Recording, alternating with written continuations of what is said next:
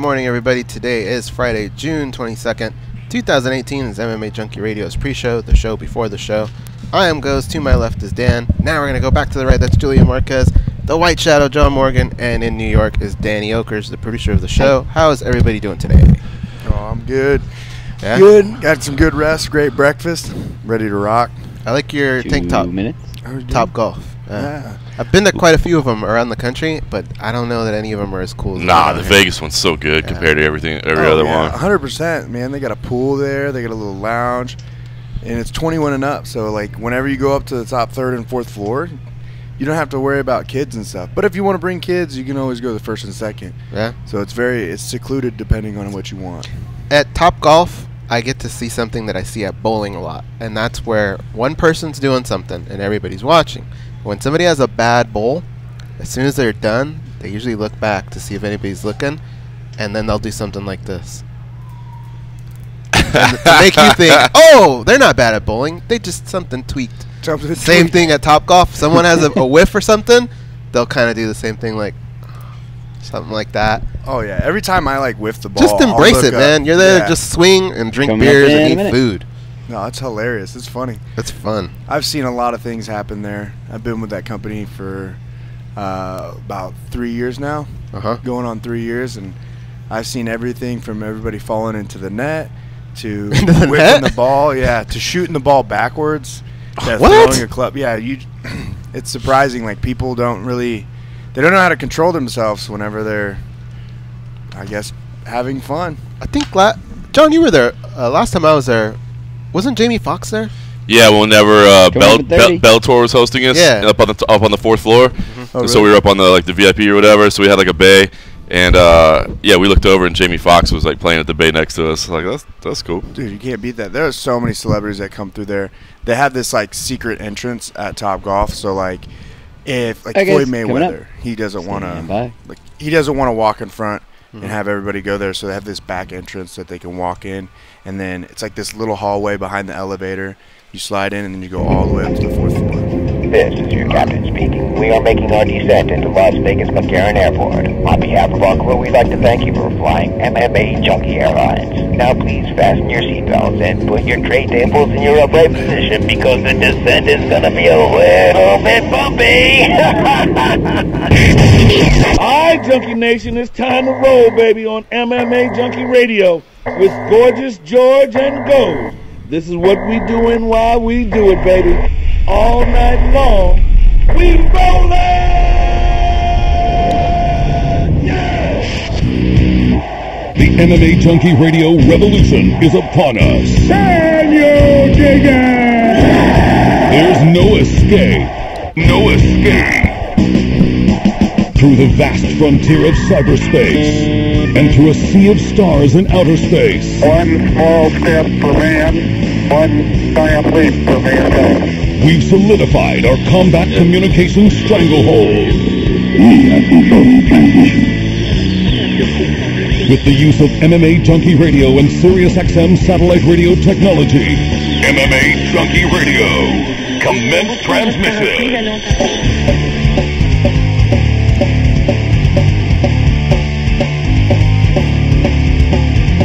Live from MMA Junkie Radio HQ in the fight capital of the world, Las Vegas, Nevada.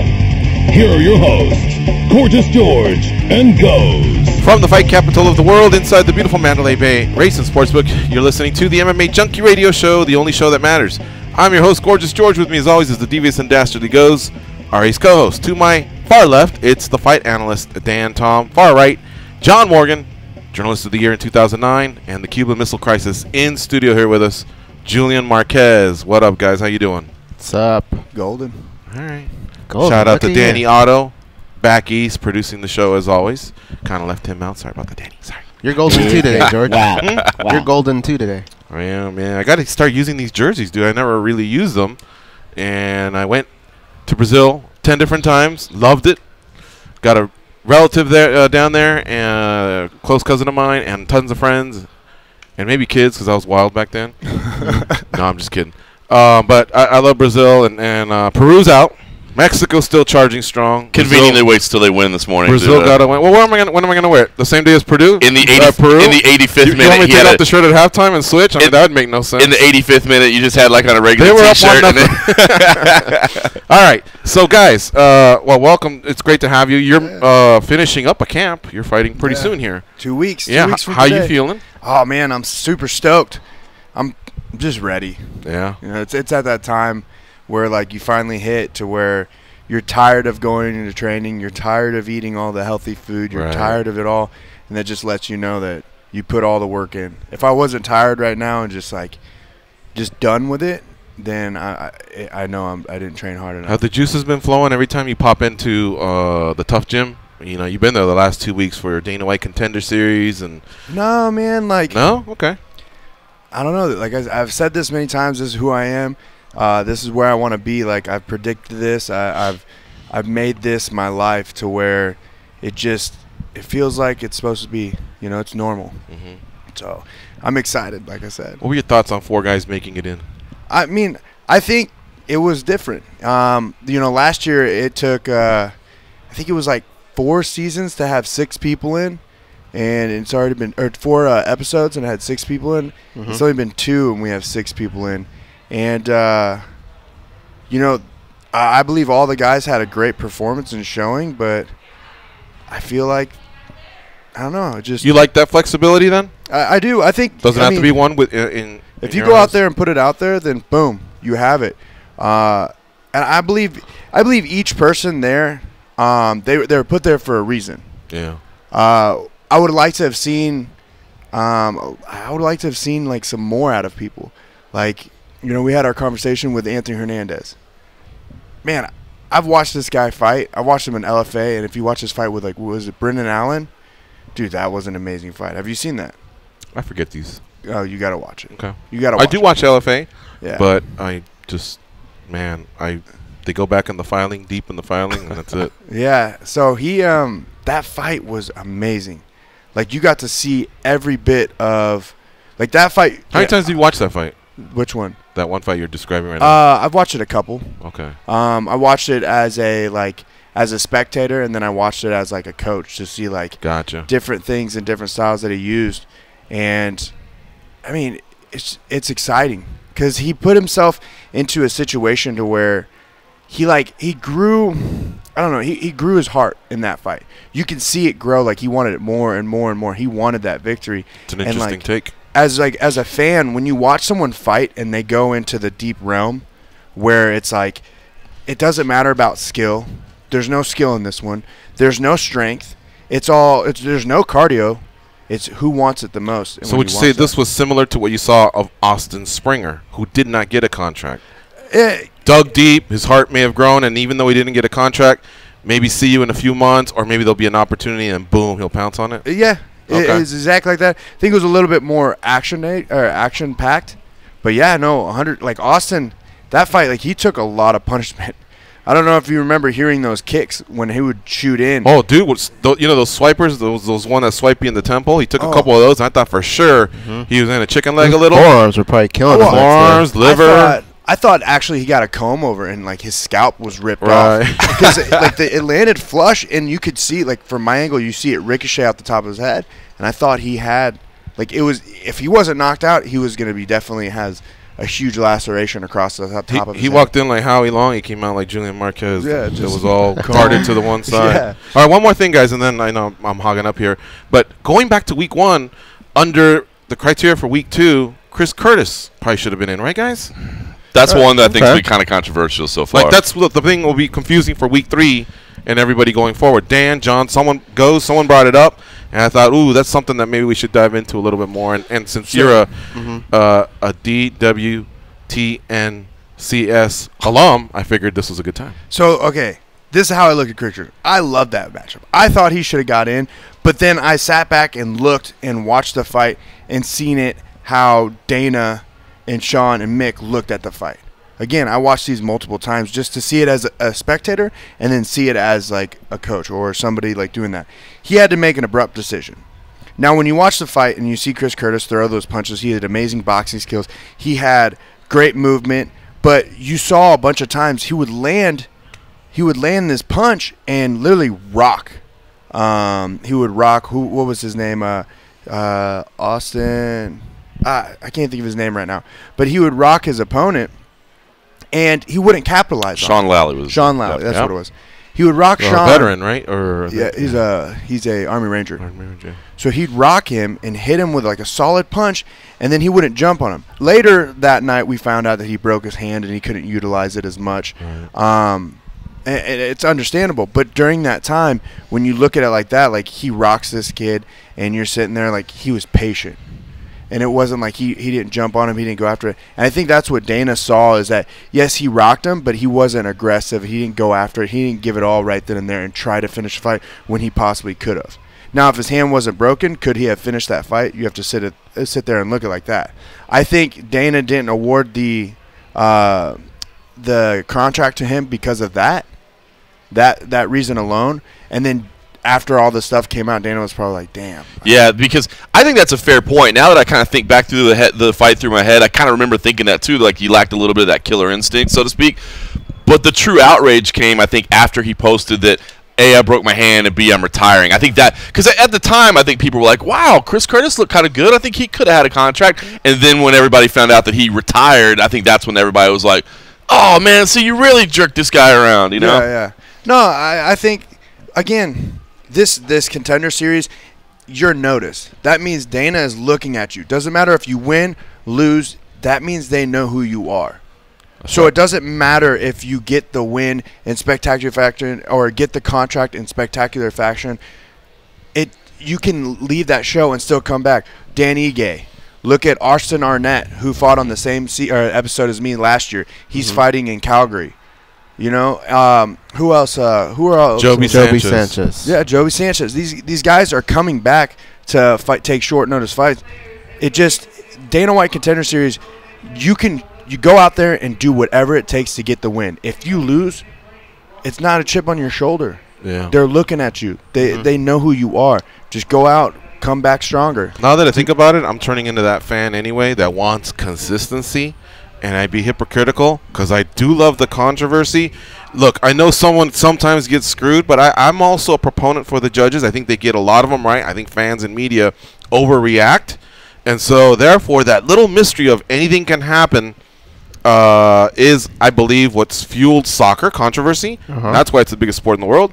And I think MMA will continue to grow if there's a little bit of that mystery and a little bit of that. I mean, what I don't want is Timothy Bradley and Manny Pacquiao. Like, that's not controversy. No. Yeah. That, you know, there are going to be outrages, and I think that's when you go, it's a robbery, and I think you can say it. But when your guy don't win, or when you just thought it was 28-27 the other way, that's not a robbery. Go ahead, guys. Well, I was going to ask you guys, and I want your opinion on this. Do you feel like every episode is its own entity? Because the only thing I can think of from this last episode is giving out 4 contracts here.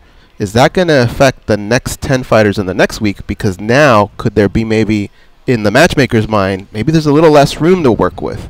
Does that affect the next class coming in? Nope, not at all.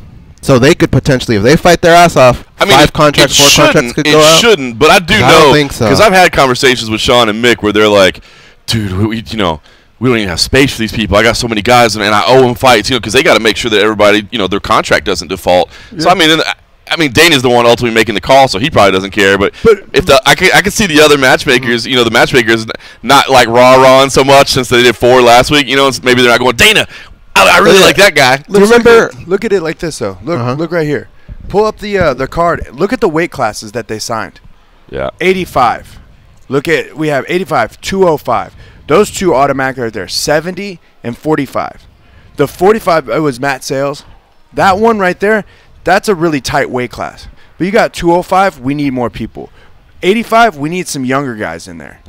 And then your 170, like, it's still, you need younger people. We just did an interview. I think it was Fernanda. It was a Brazilian fighter who was out of contract, 3-1. He wasn't sweating it. He was told by the matchmakers, we just don't have room. That's the part where I think fans get frustrated. It's like, oh, why didn't you sign that guy? Why are you telling them there's no room here, but then signing a fight? Do you guys remember that? It was about a week ago? It sounds familiar. Yeah. What about, what was his record? Like, how did he finish it? Well, he was 3-1 in the UFC, and he wasn't coming off a loss. God, we just did it. Oh, well. It's happened to a couple people because it's happened a lot lately because basically what they said is like, look, your contract's going to – I mean, it's Jeremy Kennedy. He's a couple of guys he's have done staying it with me right now. Yeah, maybe and that was he's it. 3. Maybe. He's 3-1. Yeah. And Jeremy, they haven't signed him. And they said, hey, you know. It was Jeremy Kennedy. Was it Jeremy Kennedy? And then what about the Scottish kid? Same thing happened with him. It did happen to a Brazilian as well. Basically, you fight out your contract, and they don't have another fight for you right now. So rather than start a new contract, which basically starts your clock ticking that now you owe somebody a fight by X amount of months, they'll say, hey, hang tight. You know what I mean? We plan on using you again. They go take another one, right? But, yeah, and then it's up to them whether they want to take something or not. Yeah, I mean, it's business. Yeah. Do you remember Stevie Ray? It happened to Stevie Ray. Yeah. Do you remember back in the day when fighters would be real vocal on social media or something, and then Dana would go, you know what? You got your chance. And he would get, but do you remember the matchmakers would go, Dana, what are you doing to us? We only have so much room. You can't keep doing that over and over. I just feel like maybe giving out 4 contracts this past week may affect this next week. Now you really got to fight your ass off, I think, to get your contract. Look at the weight classes that are up on the next Dana White Contender Series. We have a heavyweight bout. We need heavyweights. Yes. So that could possibly be a potential signing right there. What other weights do we have? Julian Marquez, 145. That's a tough. That would be a tough one to sign, depending how the show goes. In fact, I wonder if that puts pressure on him. Yeah. Like, if he was at the gym, could he have been going like, fuck? Like, if you don't give it to him, I could be your 45er next week. You know what I mean? Who knows? I mean, we're talking about it, so it's interesting because. Yeah, so we have. What are the weight classes, John? Do you have the whole thing? Or yeah, so obviously the main event, so to speak, is Shevchenko in the women's bout, and then Austin Tweedy and Tay Edwards in the lightweight division. Obviously, lightweight's always stacked. Gregor Bell, and then the late replacement with Angel Deanda. They haven't put him on there yet. That's going to be a heavyweight fight. Julian Marquez versus Jamal Emmers at featherweight, and Tim Karen versus Andrew Todd Hunter at middleweight. So, I mean, if you're looking at the classes on there, these are all classes that we need. The tough ones are going to be Julian Marquez. Tough ones are going to be the lightweight bout. Those are the ones those are the 2 fights that are going to be tough to sign. You have to perform. That's true. You have to go out there. If you go out there and get a KO, sign them. Okay. That's it. If you go out there and do that, it's a tough matchup. Let me run another thing by you guys. Okay. I hate to pick on a guy that's coming off a loss, but this is life. Giga Chikadze. Hopefully I'm saying his name right. When it was the 3rd round, it was 1-1 in my scorecard. I think a lot of people had it 1-1 going. Yeah. Giga was slightly ahead if you use the pendulum. You know, like, okay, I think like 2-3 minutes in, he was winning before Austin came back and won. I told Goes, I said, he needs to empty out the gas tank because, John, you can co-sign because you're familiar with soccer. All right, in Champions League, if you win on the road, that can be the tiebreaker versus. So in other words, let's say I play at your stadium and you play at my stadium. All right, it's always a home and away matchup, right? Yeah. But if at your stadium we win 1-1 and at my stadium it's tied. Either way, we each scored a goal, but because I scored an away goal, I would advance. And I was telling Goes, I go, this kind of reminds me of Champions League, where if you're ever going to really go out there and try to win, and it may cost you the loss, this is it. Because this could be your entrance into the UFC, because you're fighting not just your opponent, but the others. And I didn't sense that urgency. And I'm not saying that it's what cost him, because I don't want to take away from Austin, but I really thought that I just saw him almost cruising to the finish line because he knew he was a little bit ahead of that round. I do believe he's always looking for a win. He was looking for a little bit of too much of a highlight at times and not enough volume. And I don't know what you attribute that to. Maybe I can't say lack of experience because you're 7-1. I mean, I've seen a lot of people at 4-0 be composed. I don't know. I don't know if this was communicated to him in the corner by Rafael and Benil in between, like, hey, it could be 1-1. Gas pedal 0 to 90, you know. So I was sitting there just really, really getting a kick out of all the intangibles of that fight. Yeah, I mean, that was probably one of my favorite fights just because it showed a lot of heart and it was just it got the crowd involved. But if you look at it just looking on the outside in, is that it looked like he came out in the first round and he was going bop, bop, bop, throwing his kicks, doing his highlight stuff, hitting some solid shots.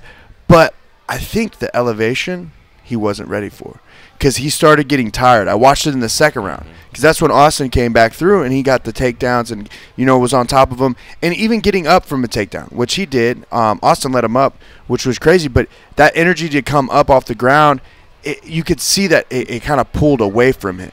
The other thing, too, is you're definitely right. He got tired. The other thing, too, is I thought he was having a lot of success from kicking range, but when he got into, like, striking range, that's when Austin would get in tight on him and also counter him as well. Yeah. And I think because of that, he was staying outside at kicking range, but if you're only throwing kicks and you're not setting them up, it's hard to land. It is. And he was throwing some highlight kicks, that axe kick right there on the side of the cage. A little bit of a quick question mark, too. Yeah, those were nice. But the thing is that snappy. I was sitting next to I forgot who I was sitting next to, but you could tell that how he got tired because I was watching his question mark kick or his crocodile kicks, or I was watching everything, and you could see him start to shift his weight as he got tired. Like he would show it. If you watch the matchup again, he would literally, when he would do his question mark kick, he would throw 2 teeps, or he would double lift his lead foot, kind of like to bait him, and then he would go for the question mark kick. Or when he would throw his back leg kick, he would stutter step it and then throw it, kind of like a soccer style. And it was because I think he was tired.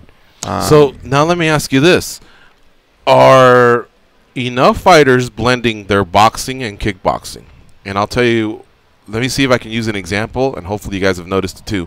Do you remember about 3 years ago, Michael Johnson from the Black Zillions had a real good, I can't do it because I just injured my knee, but he basically he would be able to just float really nice on the ball of his feet. Yeah. All right, in and out, good head movement, box. He was boxing a lot. He would just use good foot movement within close quarters, phone booth, whatever you want to call it. He joined the Black Zillions, and he's had some success, but over there, obviously, it's a Dutch style of kickboxing under Henry Hooft, and they plant themselves a little bit more because they want to throw with a lot of thrust, and a lot of it comes from just standing, a lot of the standing base. And I've noticed Michael doesn't float like he used to, but he also does strike pretty ferociously. In this fight with Giga, I noticed, like you said, and let me tell the audience, Vegas is 2,750 feet, at least where I live. And I'm on Mountain's Edge, so even if you take a little bit away, we're still at least half a mile here. So what you said is true. But Giga, I think Austin got a beat, right? And his feints and his threats of taking him down had made Giga have to once again set. And every time he did that, the clock was ticking, and then Austin had more opportunities to take him down. Whereas he had been able to float and be lighter on his feet and maybe switch a little bit more to boxing in the middle of the fight, I think maybe he would have had better luck. Yeah, no, I agree. I think if he would have used his hands more than he used his leg kicks, because throwing your hands, it's like throwing 20 pounds a piece. Right. But then throwing your legs, you have 50 pounds. Right. And then you have to bring that up and then bring it back. Right. Throwing your hands is easy. You can throw it here, and if they're throwing something, you can move off. When you throw a leg kick, you really can't move on one foot. It's very difficult.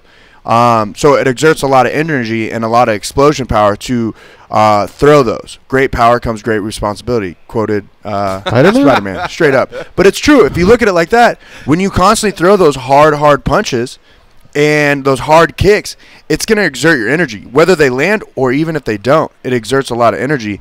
And I think that's what started killing him. I thought he just needed to box a little bit more, throw hands, if you want to say it that way. Yeah, throw his hands, but he was throwing more of his legs, and it tired him out. And Austin caught a couple of those. Those were thuds, you know what I mean? And he caught him. I think one was a knee. Austin also played with fire on those, but hey, you got to. Otherwise, you're going to get lit up. I thought the most intense one was whenever Austin looked like he was coming down into a shot, and he was going for a double, and then Guille was throwing the leg kick. That was a left side leg kick hard, and you could hear it, just the power and impact and the ricochet, just everything. You didn't know if it hit his cup or his liver, but it sounded. It wasn't a slap; it was a thud, and it could hear it through the entire Tough Gym.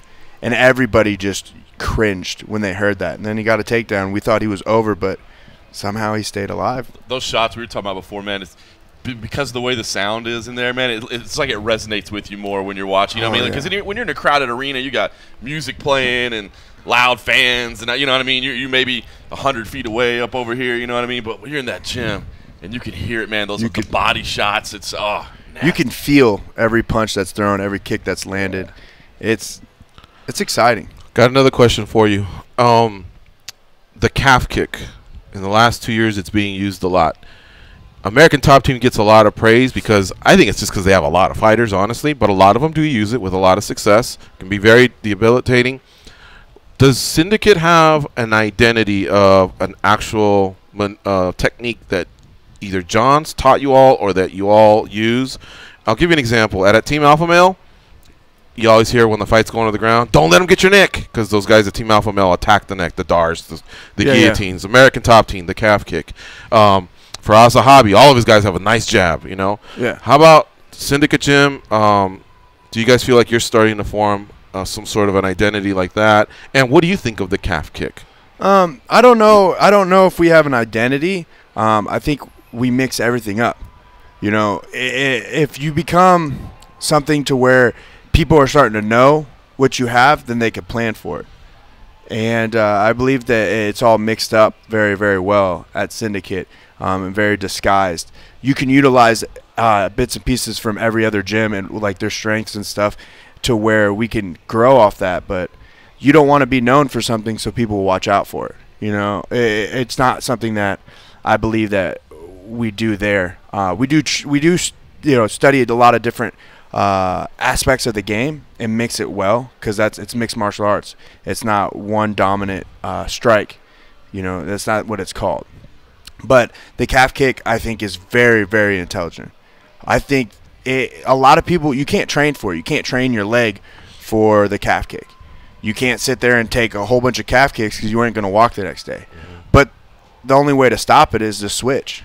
You know, if you can't fight on both sides, then it's going to hurt you, because that's what the whole plan was. You know, back in the day, let's go 10 years ago, leg kicks were devastating because once you took so many leg kicks, you couldn't stand on it. As a boxer, as a striker, Jose Aldo versus Uriah Faber. No one will ever forget that fight. But it was that leg kick that over and over, and it constantly was just hard for Uriah to stand on it. Well, now that people are getting those leg kicks, once it gets bad, they switch stances. So they can strike from the other side, and it presents a whole different problem for the attacker now, to where we evolutionized it. We went, instead of going high to the body, it went lower. And we're just dropping. It's a calf kick. It's the oblique kick. So they're the kicks that are you know, causing problems to people. But when you switch it up now, it's causing more problems for the attacker or for the opponent, because they've now studied their whole time. All right, I'm going to attack this leg. I'm going to tire out this leg. And then they switch and be like, oh, crap, I was planned for a right-handed fighter. You know, Junior Dos Santos was really teeing up Miocic's leg with that. Miocic did a great job of recognizing and immediately going for the finish, because I think he knew if these mount up, I could be losing my title tonight. You know what I mean? And the number of those you could take now, it dwindles, you know, depending on the fight. Like Edson Barbosa, I honestly don't think you could take more than 3. I think after 3... you saw Gilbert Melendez. Uriah Faber, your example, he couldn't even fly home. Remember, he had to stay there for like an extra 3 Poirier, days. I think. Was it Miller? Justin or it was Gaethje. Was it Gaethje? No, Gaethje's blasted. At the beginning of 2017, I think Poirier fought Jim Miller or someone. He couldn't fly home, and I think it was because of leg kicks. Vitor Belfort in Pride, when he fought Sakuraba, he had to stay there for a while too because he couldn't get on the plane. I think it was Gaethje that, because even though he beat Gaethje, do you not remember the photo after that he posted of his leg? Just the next day, where it was I'm not saying that bad. That fight didn't happen, but I remember we interviewed him. He fought in New Jersey, and he was either not going to fly home, and it had to do with a leg injury. And I thought it was, and I think it has to do with blood clots. Right? I think his opponent that day was Miller, because it was Miller, Pettis, because it was at the beginning of 2017. Miller, Alvarez, which was a no contest, Pettis, and then Gaethje. I mean, it's devastating now. Today's day and age, man. Like, the calf kick hurts a lot, but also you got to know, when you block that calf kick, when you check that calf kick, it's not going to hurt me. It's going to hurt your ankle. You know, it does not feel good. I found out that a long time ago, and then I found out a way to stop it, to stop you from kicking that. Julian, on TV, when we see you check the kick, we see their reaction. When they bring it back, sometimes they'll even kind of shake it out a little bit. Yeah. But your eyes have to be up here. Do you see that reaction, or can you just feel it and know, I fucked him up now? Yeah, regardless, it doesn't matter. Whenever you check a kick, that hurts. It hurts. If it hurts worse on my end, I do know that, yeah, it got me. But I know it still hurt him. But if it doesn't hurt that much, then I know it hurt him a lot. And you could see it in the fight where they won't kick anymore. They'll stop. What about the smile? We always hear from the commentators, if he's smiling, it means it really hurts. But every once in a while, you get a crazy guy like Justin Gaethje. He's smiling the whole fight. Yeah. How do you take the smile in the fight? When I take the smile, yeah, I can. I don't know. I've never really noticed anyone smile at me in the fight, and I guess it would probably be the same. I think of it the same way. Is that just a tell? That's them showing like, okay, you got me there. Nice one. Or like it's the same thing as a high five. Like after you hit somebody, they're like, all right. He doesn't like the high five. You don't like the high five? Yeah, they're just different tells, and it's kind of like, okay, you got me there. I'm gonna give it back to you. You know. When the referee brings you together, and he does it in some fights, mostly co-mains and mains, I don't mind obviously that one. But then when they come out and do it, what I don't want, I mean, I don't despise it, but what I don't want, I've seen it on the regional scene, is for someone to do it and then get clipped and us to be robbed as fans of a good fight, you know? Because here's what's going to happen.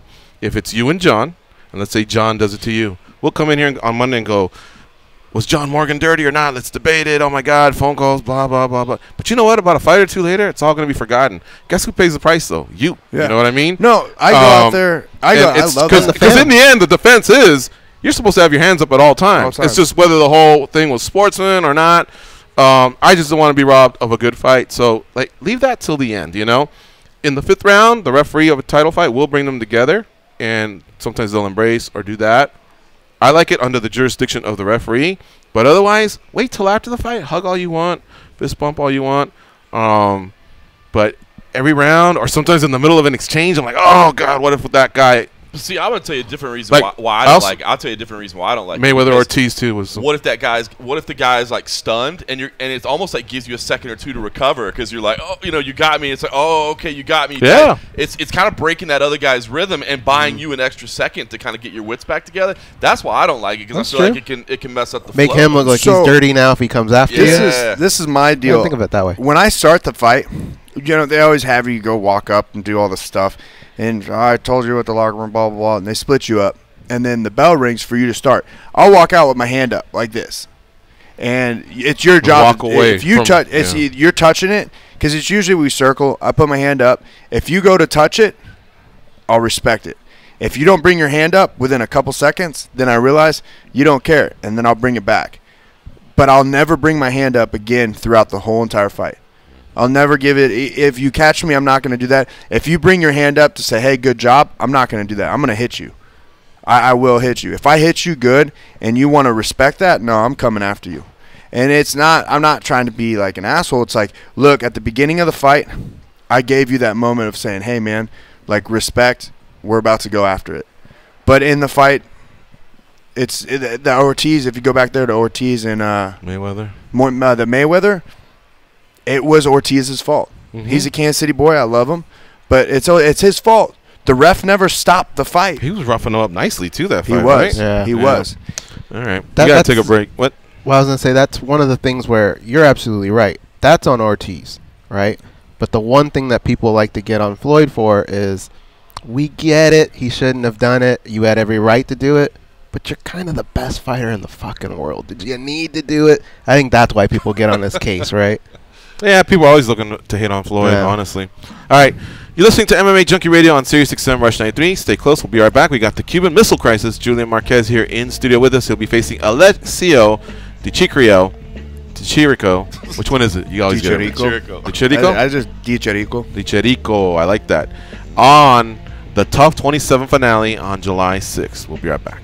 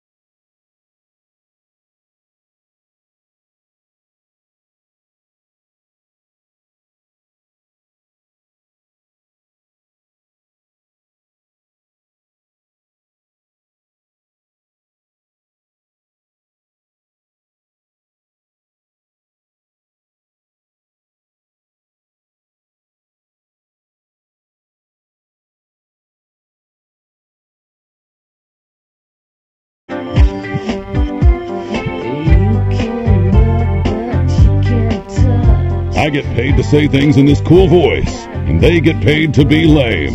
Here are Gorgeous George and Goes. No one covers the World Cup like SiriusXM. Tomorrow, group stage play continues from Russia, beginning with Belgium versus Tunisia. Then South Korea meets Mexico, and Germany clashes with Sweden.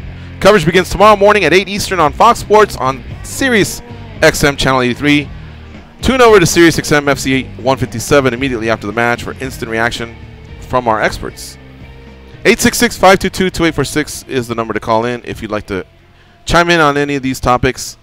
We will get to some PFL 2 results. I want to get to that. Got to. It was a good some night of controversy fights. a little bit with Jason High and Efren Escudero, who, by the way, is no scrub. Have the best luck. No, man. All right, you want to do it right now? Or you want let's knock these out real fast, and then we'll come back. I promise. We'll do PFL 2, recap that, and I want you to marinate on a question I have for you. If you were a free agent, where would you want to go?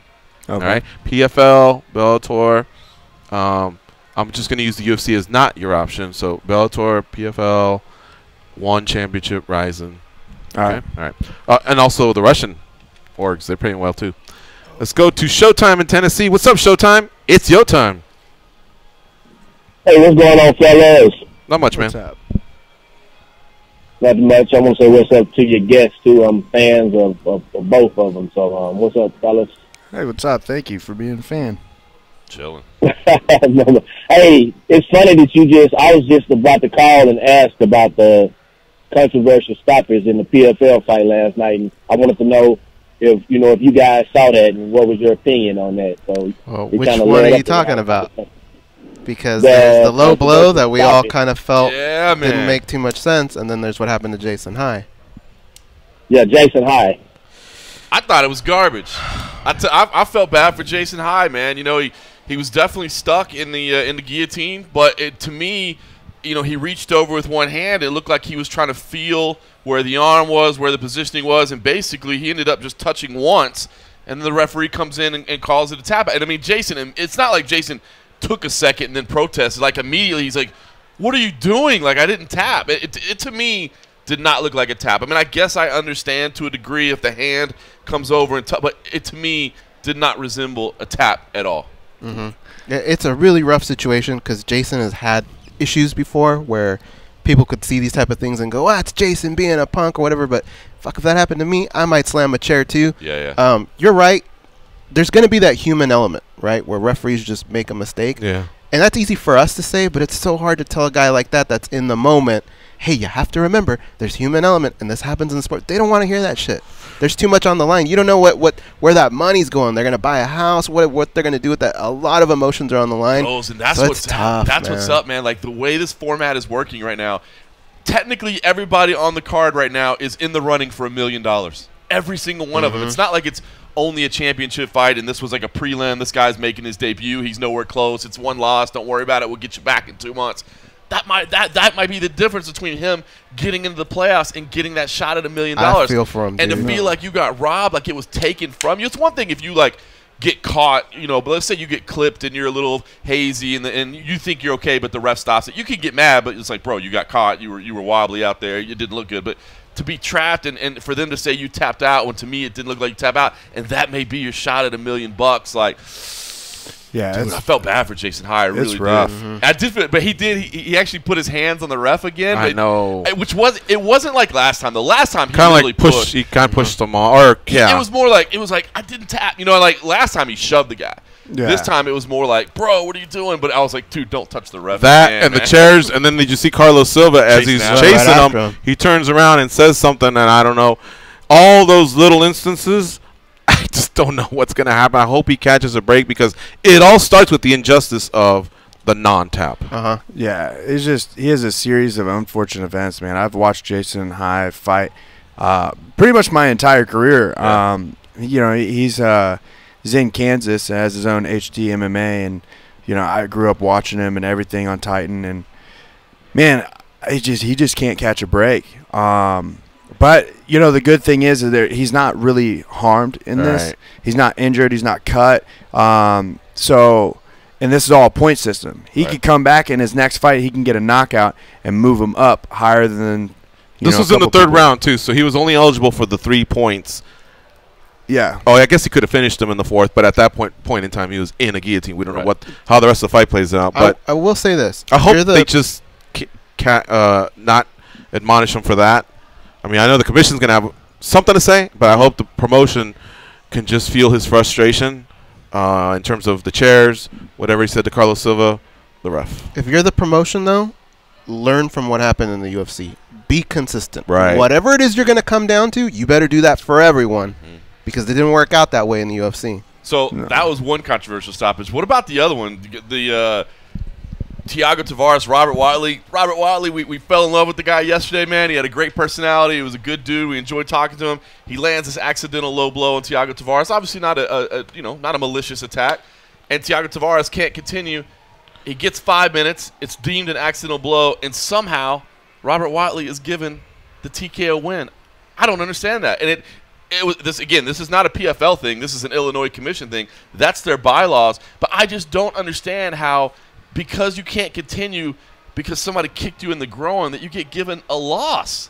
Should have been a no contest. It should be a no contest, and it's in their bylaws. They applied their rules correctly, but there's no logic to that rule. If somebody can explain, I would love. What was the tweet? I saw you tweet that I thought a PFL commission official communicated something to you that it sounded like he didn't give the decision past the 5 minutes as to whether or not he wanted to continue. I don't know. Maybe I misread the tweet. Yeah, I was in communication with the PFL guys, and I said, what happened? Because I initially thought maybe it was a PFL thing, like because they had this point system, like, bro, we need a winner and a loser. Like, did you guys somehow declare him the winner? And they said, no, that wasn't us. The Illinois has a commission that if it's deemed an accidental foul and you can't continue, it's a TKO. And I'm like, that makes no damn sense whatsoever. It's a foul. Whether it was intentional or accidental, it's still a foul. 100%. Yeah, it's really weird because, like, if it was an eye poke and he couldn't see, does that mean under their rules, I think that would be a TKO. That makes no damn sense. So then you can just go in anytime you fight in Illinois. If he says he can't, you're right. Yeah, just come out kicking in the nuts. No contest. If the ref cuts, because the ref would have to cut it out, right? Or not the ref, but the doctor would cut it out on an eye poke. That's right. So then you sit there and think, like, well, if I fight in Illinois, I'm going to go out there, throw a 1-2 finger poke, and then end the fight and get my money, like, or I'm going to get a mulligan. 1-2-10 to the groin every time. Yeah. Yeah, but it's weird. It made no sense. The other thing that was weird about Illinois, and it only matters because it's the PFL, you had 2 fights last night that were stopped in between rounds, okay? Normally, in every other commission, that's called – it was between rounds 2 and 3. The result would be TKO, round 2, 5 minutes. That's how the result would be recorded. Here in Illinois, they record it as round 3, 001 TKO. Now, normally, 1 point left. That's it. Normally, in any other organization in the world, it's trivial information. Who gives a damn, right? Who cares if I won in the second or third? I won. But in the PFL, you just got cost a point simply because of the way Illinois records their TKO between round stoppages. That's interesting. And I was talking to Cole Coffey about this last night, our own Ken Hathaway. I think the PFL should step in here and give those 2 fighters an extra point because that's just the way Illinois rules is that they call it a third round stoppage. Every other commission in America would call it a second round stoppage. And add it like an amendment to the Constitution they're forming going forward. Yeah. And even worse, it could cost them a point. It could also cost them $1 million. That's it. It could cost them the worst part. It could change their seeding. It may change. I mean, let's hope not, but it could change whether or not they even make it into that playoffs at the end. You know what I mean? All because of the way Illinois records TKO stoppages between rounds. That's crazy. Now, how about usually on the gaming world, it's usually a half round that decides it. But what if you just had that handshake? I bet you finishes them 2. Finishes them in 3. I don't think. Have you guys ever seen an over under on? It's usually the half round, right? Yeah. Okay, yeah. So that's the only other thing I could think of is someone who gambled and said, this will end in 2 or less. And he goes, what? It ended in the 3rd. 1 second in the 3rd, you'd be pretty pissed off. Oh, Showtime, 100%. Your call is dragging on, man. Showtime. Come on, man. Button things up. You know what I mean? Hey. This ain't your show. Good conversation. Yeah. I think we covered all the controversies you wanted, right, bud? Oh, yeah. You guys got it all, man. Be safe on the road. Show, guys. Be safe on the road. Okay. All right. Here are the results. Brian Foster defeated Ramsey Nijem. Knockout. Solid knee that he landed. Great follow-up. Great post-fight speech. Setting it up. I really liked he hit all the check marks for me of what I want to see in a fighter. That was a fun fight to watch, guys. These guys grappled a lot. They scrambled a lot. I mean, they just kept going back and forth. I think Ramsey can look himself in the mirror and go, wow, if I don't get caught by the knee, I really had a chance in this fight. So dust yourself off. Hopefully, whatever you get as far as any form of having a timeout, what do you call it? Oh, my God, I'm blanking out. Suspension, yeah. It doesn't hinder him, Kayla Harrison defeated Brittany Elkin. I mean, total Ronda blueprint there of what we see out of a judoka. And Brittany Elkin, they were noting, is quite talented as far as Brazilian Jiu-Jitsu goes. So that wasn't an easy out for her for her to be able to just do that. She kind of made it look easy. Will Brooks, defeated Luis Firmino. Former Bellator champ gets the decision, but he doesn't get the 6 points. Efren Escudero and Jason High, we just talked about that result. And Sean O'Connell versus Honey Marks, excuse me. Wow, what a beautiful left hook that he caught him with. But, man, that was a lot of ground and pound. Like, that referee really stopped it. Gave him every last chance for Honey to get out of that. And I have one of the longer leashes when it comes to, hey, it stopped it too early, stopped it too late. I'm more of, like, let it go as long as possible. But even I was to the point where I was like, you need to stop this. Like, the guy's not giving you – he's not really moving. He's deflected a couple of them. I get that. But he's just not intelligently defending himself. So out of all those, go ahead and comment, guys. It kind of like the Honey Marks one is like, I don't get this on PFL because you get knocked out or you get like injured like that, you have to take a break for your brain so you don't get injured. But yet they have to have these fights happening so they can get this the playoffs going to where you get the $1 million tournament. How does that work out? I think you have to abide by the commission. If you're just not ready to go, like, I don't know if someone comes in a substitution form or what. I would imagine so. That's all they can do, right? And if that guy happens to win and doesn't get enough points, then they get the payday for that night. Mm-hmm. But they just weren't able to advance. That fight was the one time, and I don't like seeing this, but I actually wanted the fighter to do it. I wanted Sean to kind of look at the referee and do that thing where you gonna stop this or like put some pressure on him, because that was a lot of shots, dude, unanswered. Yeah, it was rough, but it just made me like the Daniel Spawn when he knocked out his opponent. Is his opponent? It's like, isn't it 60 days that you're suspended? 30, 60, 90, 6 months. I guess it varies. Depends on the commission, but usually it's a minimum of that. For a knockout, for being knocked out. So then I'm thinking that's 90 days. That's where are we at? Almost July, so that puts them in September. Yep. And this year's compact. Their debut season's only 6 months. Next year it's going to run the full calendar. Oh, that's good. So that'll be more time, but this year especially, yeah. And it's just like, well, how do we go about that? Or like, what happens whenever we're in the PFL 4 and someone gets knocked out, but they still are in the process of advancing? Like, do you just knock them out of the tournament? Yeah, if you can't continue and the commission rules you out, hopefully they have alternates, or maybe someone just automatically moves on. I don't know. That's why this year's going to be rough, and we just hope they have a big yellow pad and they fix things and add amendments to season 2. Carlos Silva said that as much. We got to take a break. You're listening to MMA Junkie Radio on Sirius XM Rush 93. Stay close. We'll be right back. We got Julian Marquez in studio.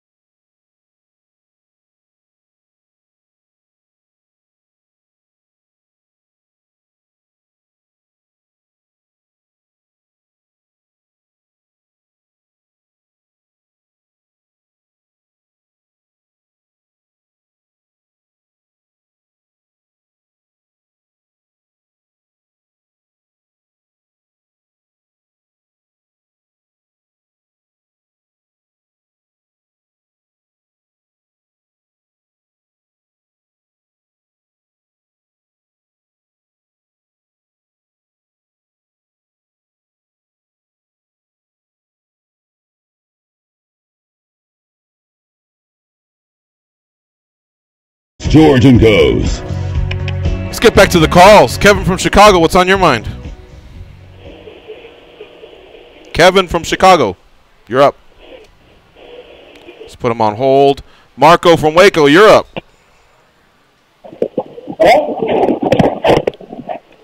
What's up, man? Marco, you there? Marco from Waco, ¿qué pasa, dude? What's up? ¿Qué te pasa, man? Taking care of the little one, the 2-year-old. It's all right. Hey, I wanted to talk to John, dude. Yes, sir. John Morgan. Yes, sir. You got a skating review yesterday on the road show of Paul Joe Dong. my note be, I look on the side. I think Joe Dong had to do a lot of pounding to get the finish in 15 minutes, man. But you're right. Joe Dong choked a guy the last time. So I don't know, man. So what do you think about Joe Dong? Do we have enough better Joe Dong, man? I'm telling you, man. Yeah, so the Singapore card, what he's referencing is on the MMA Roadshow last night. I had shot a video, which it may be for the best that it didn't get produced, but basically I had taken a couple of days off last weekend, and I had a couple frosty beverages at the time, and I was looking at the Singapore card, and Song Yadong is on the card, and I basically shot a preview of talking about why you should keep an eye on Yadong this weekend, and how Yadong performs well under the bright lights, how Yadong works hard for the finish, all these things, and we were going to make a little video out of it, and it didn't end up getting made, but I put the audio on my podcast last night, and in retrospect, it's probably good that the video never got produced, but yeah, there Gotcha. you go. I guess we gotta hope that Madong doesn't fight Maenus, right? From Exactly. LFA. That would be a terrible fight to call. Chavello barely made it through that, dude. That was hilarious. I remember watching that fight live, Danny Maenus. I remember watching that fight live, and literally like tears are streaming down my cheek because he's like, "There's blood all over my anus." Dude, What weight class is Yadong? Oh, great. Hey, Yadong's a heavyweight, that's funny. I enjoyed this fight tonight, early in the morning, and goes to running. Peace out. All right, we'll see you.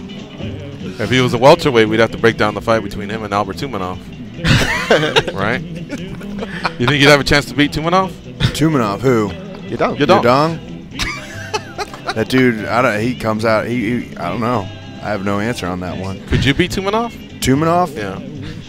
I'm not a heavyweight, though. If you went down to welterweight, could you beat Tumanov? He's like, I'm bowing out of this one. I'm not All playing right. this game. Albert Tumanov is a tough guy, so I thought it was a fair and valid question. All right, it's the end of the first hour. We're up against the clock. We're going to take a quick break, and then we'll come back. We got Julian Marquez here in studio. He will be fighting Alessio Di Chirico at the Tough 27 finale. On Twitter, at JMarquez MMA. Give him a follow. He's hilarious. He's hanging out with us here. We're talking about the latest news in mixed martial arts. Call in. Be part of the show at 866-522-2846.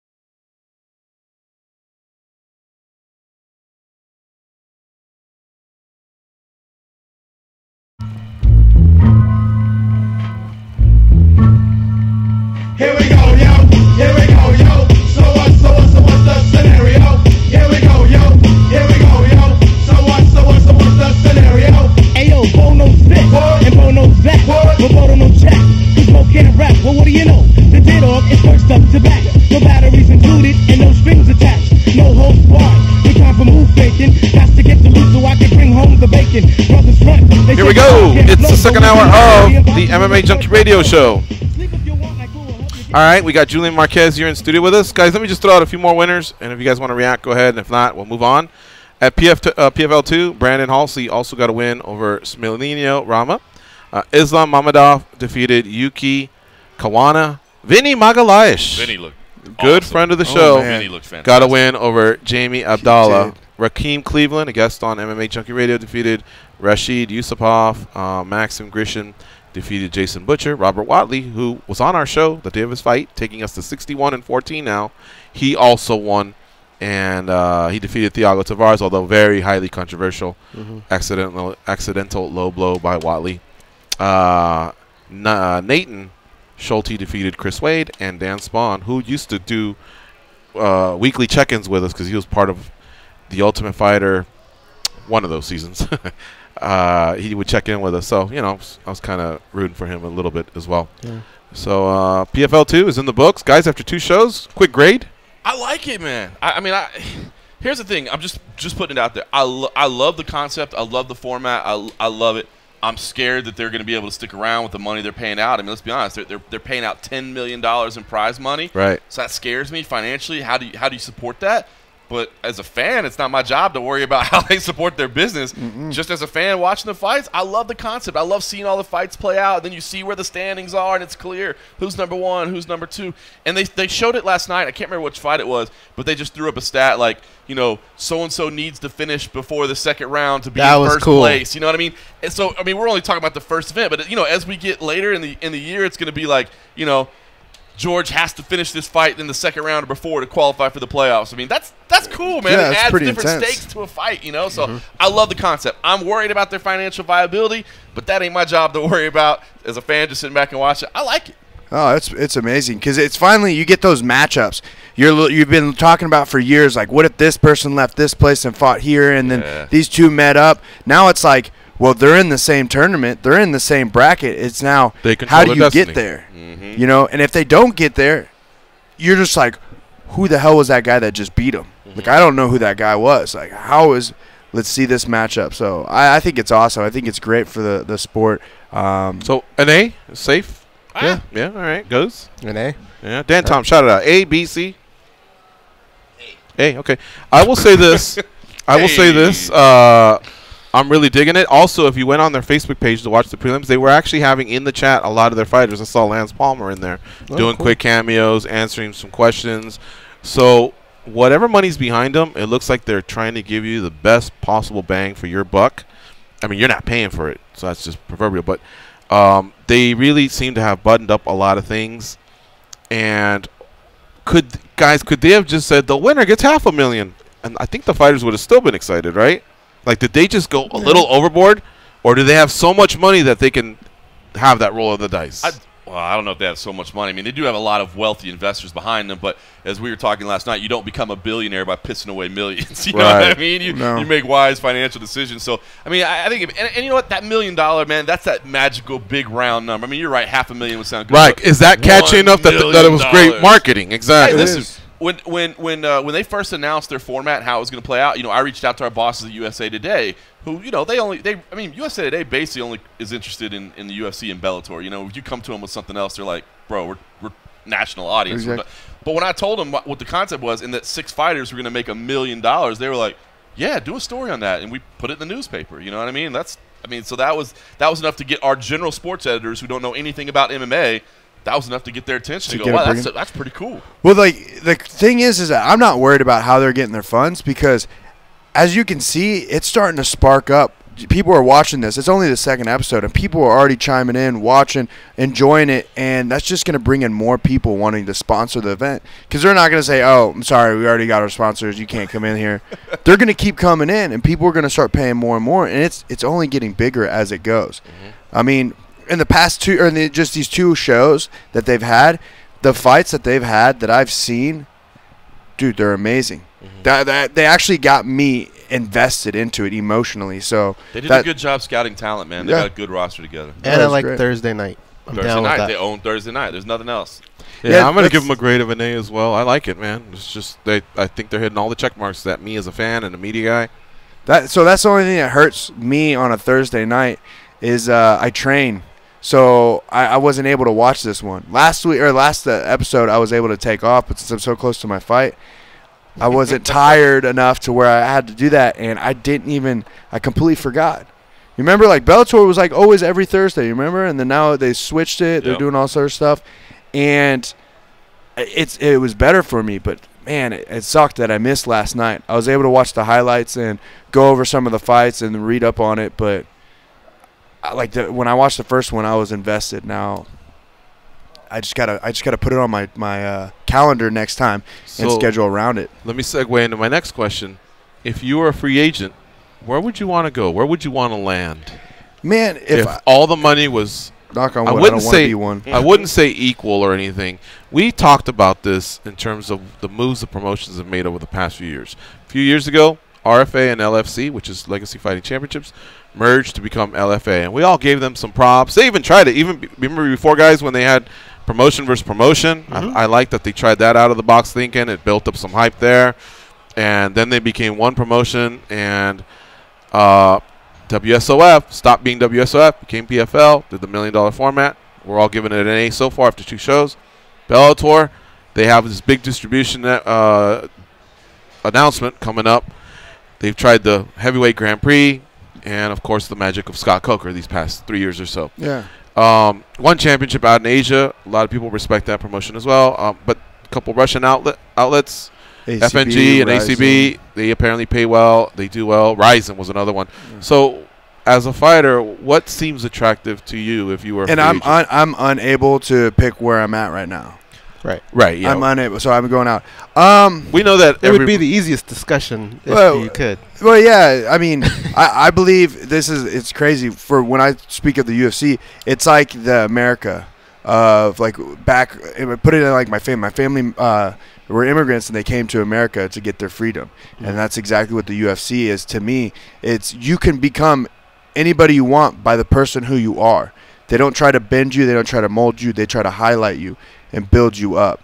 If you want to be Colby Covington, they're not going to tell you not to be that. If you want to be Conor McGregor, you can be that person. If you want to be whoever you want to be, they'll let you be your person, and it's a platform that's going to build you up. But with me, I would have to go. I've watched some ACB shows, and I do like that. I would always love to fight in Russia. That would be awesome. But I just like Ryzen. I feel like if I were to go, like that old school Japanese feel. The old school stuff. Like I used to watch Pride when I was a kid, and I loved those style. Like just the matchups and just the intense fans. Like that when you go out there, it's not about being tough. It's about entertainment in there, and these people will like get up off their feet with your walkout when you do crazy stuff and dance. And one of my favorite fighters watching on it was Crazy Horse when he fought in Ryzen. Oh yeah, just wild. And they love it. I just don't know about the ring. That's the only thing. Whole different kind of fight there. Well, you would choose them over Bellator or PFL, you think? Yeah, just because I just like the opportunity that you go out there. Don't get me wrong. Like I fought in Bellator and I love it. PFL would be awesome, but you always have to wait for the tournament. You have to wait for the tournament, and can you keep doing that? Can you fight 2 days in one or 2 times in one night? Guess you could be an alternate role, right? You can be an alternate role, but if you don't make the 12, or that's what's kind of like. So the PFL, like I still have to wait until it plays out. True. It's brand new because they had that situation where if you win your fight, then you have to fight another one in the same day. But what happens if you win and you have a laceration? Yeah. Then you're stuck. What do you do then? Do you automatically get taken out, and then your whole entire hopes and dreams that you trained so hard for is taken away from you because you have a 3-inch gash on your face? One more quick one, guys. We got to go to the calls. Do you like the 4-man booth? Goes? Not really. Okay. I didn't despise it, but it was. And granted, this is their second show, right? So maybe they're still trying to work things out. But it just seems like there's too many people. I like having some, like, if it's something that pertains to wrestling, I want to hear what Randy has to say about that, right? They just have to kind of figure out when it's their turn to talk, but it just seems like there's too much. Yeah. I'll say this. I'm not a fan of it, but I wouldn't say it displeased me hearing it and watching it. I guess they did as best as they could. I am a fan of the 3-man booth guys, but in Eve's role, I would use him at the beginning of the fight. Eve's what he's looking for, and if he wants to use the telestrator or whatever they call it, maybe if they have time for it, for sure, hey, this is how the fight ended, you know, and then use everything you have in front of you, all the production you have in front of you. Nothing against these, but I just believe it looks like that's his role. Use him there, and then use the 3-man booth between the other guys. How about you, Julian? I agree with you on that. 4 people is just way too many. There's too many. No one's going to be able to get off their point across. You'd have to have a quick response with, you know, short adjectives so people can understand it and you're not repeating yourself. And it just has to be quick, pop, pop, pop, to where when you have 3 or 2, you can actually elaborate upon whatever it is that happened in the match, and you can get an actual, like, professional, like, opinion based upon, like, the wrestling or the striking. 4, it has to be quick, pop, pop, pop, just to get across. I'm not going to lie, I was watching with the sound off because I was working on other stuff, so I would not be qualified to weigh in here. I did, though, watch the first 2 fights of the very first prelims with the sound on with Sean O'Connell in the booth, which I thought was awesome that he called fights and then fought on the main card. But I can't weigh in. Where you could weigh in maybe, though, because you've called play-by-play before. Yes. And I think it makes Todd Harris's job a little bit more difficult, too, because he becomes the point guard, and he has to make sure that everything's distributed. And that's kind of a hard job on top of what you're already doing. It is. You know, it's funny, like, people always kind of used to bag on Goldie or whatever because he, you know, your whole job is to set the guy up, to set the expert up. You act like, well, you know, like you don't know jiu-jitsu, even though you definitely do, or like you don't know kickboxing. You're trying to be the simple guy that doesn't know. So, yeah, to set up 3 additional people, it's a little bit tough. Let's go back to the calls here. Let's try Kevin in Chicago again. What's up, Kevin? What's up? The Cuban Hammer. Where'd you wrestle from? Where'd you wrestle at? The Cuban Hammer. I wrestled in Kearney, Missouri, and then I went to college at Missouri Valley. I did high school wrestling at Oak Park High School as well. Okay, did you All-American or anything? No, man, I got kicked out of college. I tore my knee out the first year, and then I got kicked out. Dang. Yeah. What do you think about a matchup between you and Dominic Reyes? Me and Dominic Reyes, we're 2 different weight classes. We're 2 different weight classes, and I like. 205? No, man, I'm 85. Dominic's cool. I actually talked to him, and I talk to him a lot, and I see him a lot. But yeah, we're just 2 different weight classes. I don't want to go up there.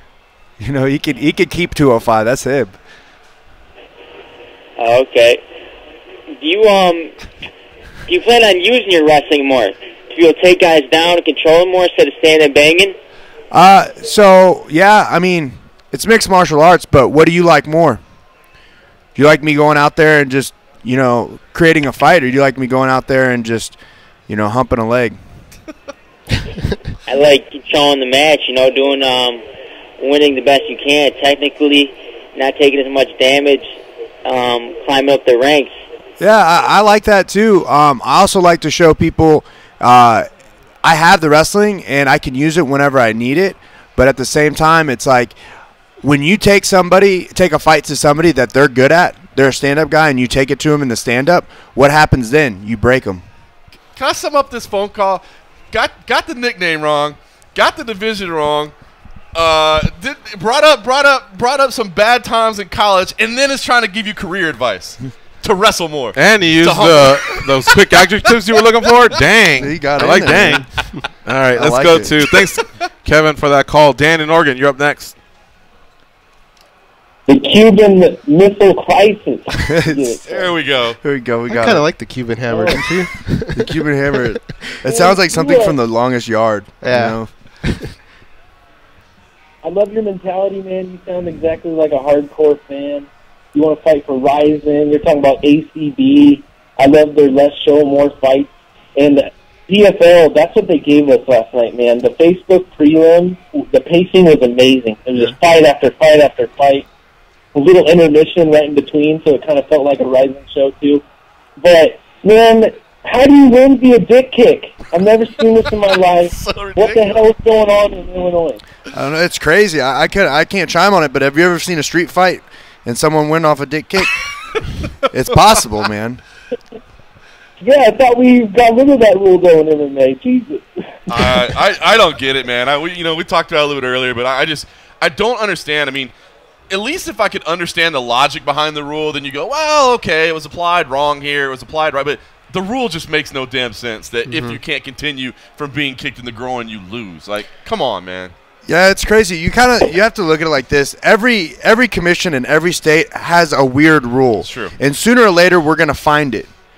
We obviously found Illinois' weird commission rule, and they have to adapt to it. And, you know, it's a growing sport. There's a lot of things that are always going to be, you know, forever changing. So I think the commissions need to, every, like, 6 months, have to get together and just kind of, like, you know, change all this stuff up so they don't get caught with these rules. Because if this is in Illinois, is it the same thing that happens in New York? Is it the same thing that happens in California? All right, what we need to do is, I don't know, I can't remember their whole schedule, but the next time they go to Chicago, we need to get a hold of a fighter who's out of the tournament, right? We know that they can't qualify for the playoffs.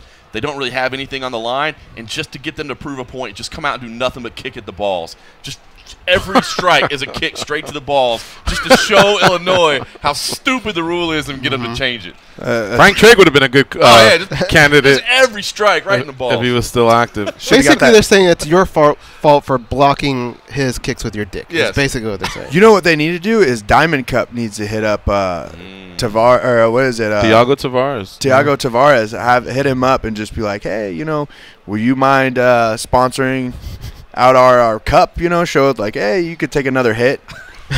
Good, right? All right, Dan in Oregon, wrap up, man. Man, Julian, I'm looking at your upcoming fight. Not a lot of people pay attention to this type of shit, but you're fighting in that small Palms venue. I love the intimate atmosphere.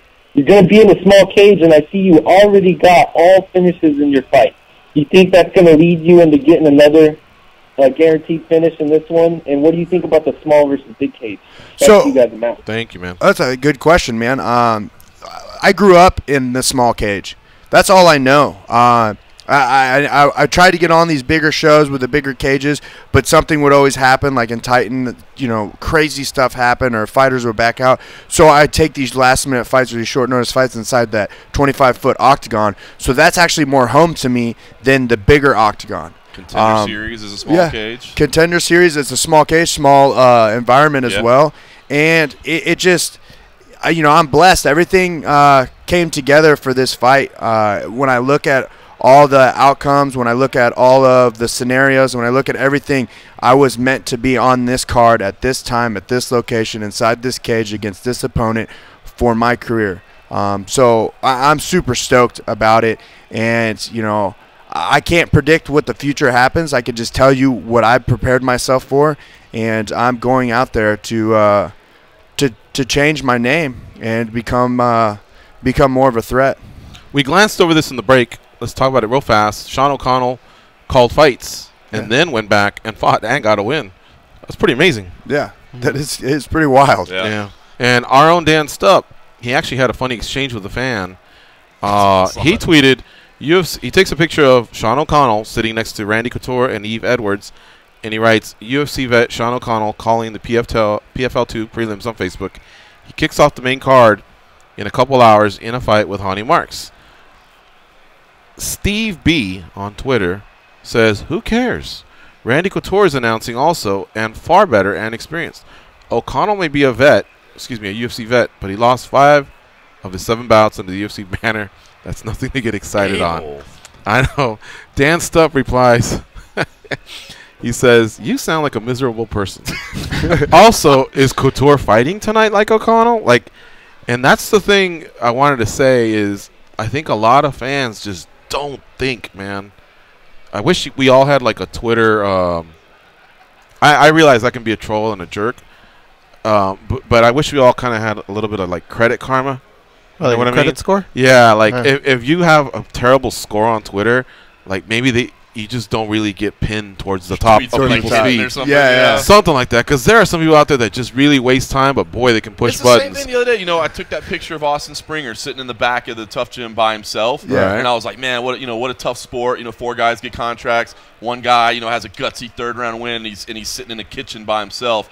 And people responded to my tweet like, "Oh, well, he didn't deserve one anyway. The other guys got finished." I'm like, "That's not the fucking point, you dumbass." Exactly. You know what I mean? Do you know what? I think we need a segment called, Fighters Read Mean Tweets. And we just literally just read the mean tweets people post out and, like, show the ignorance that people, like, they just show whenever they comment on you. Because it's unreal. Like, sometimes when I hear or when I read these things, I'm just like, whoa, what? Like, why are you saying this? Maybe you might have liked the other guy, or maybe you might have liked this guy, but I don't get where these people come up with the type of responses. Dude, some of the stuff that people say to fighters is ridiculous because, A, they would never say that in real life, you know what I mean? Oh, they would never even come close. But I tell you what's worse is some of that the women fighters get, you know what I mean? Like, I've seen, like Jessica Rose Clark, she'll post some every now and then, or like Beck Rawlings used to, Angela Hill will post some stuff that, like, fans send them, like, fans, I'll take that word. People send them, like, it's bizarre. Well, even people like Laura Sanko, Megan O'Leary, I mean, the gloves are off. What's weird is, think about being an athlete, I don't know, 15 years ago. Like, you wouldn't get as many of these because somebody would have to say it to your face, or they'd have to go old school and write a letter. You are a piece of shit. Mail it, all that. Now you guys have to deal with it every day. It's right there. It's so different. I'm curious, like, what it is that these people do in their life to where they just, like, say this just outlandish like crap to you. And, like, the stuff that I've read from, like, what they said to Megan or what they said to Laura or Jessica, I'm sitting there thinking, like, man, do you even have a significant other? Exactly. Like, do you even have like people you care about? It's like you're saying something to somebody that does a sport that you sit at home and watch and think in your head that you possibly could do, but you never went in and did it. Or even if you did do it, you're not at the level that they're at, but yet you're going to sit there and diminish them for being who they are. That's a miserable human being right there, as Dan Stubb put it. Well, dude. get That's this, a miserable guys. person.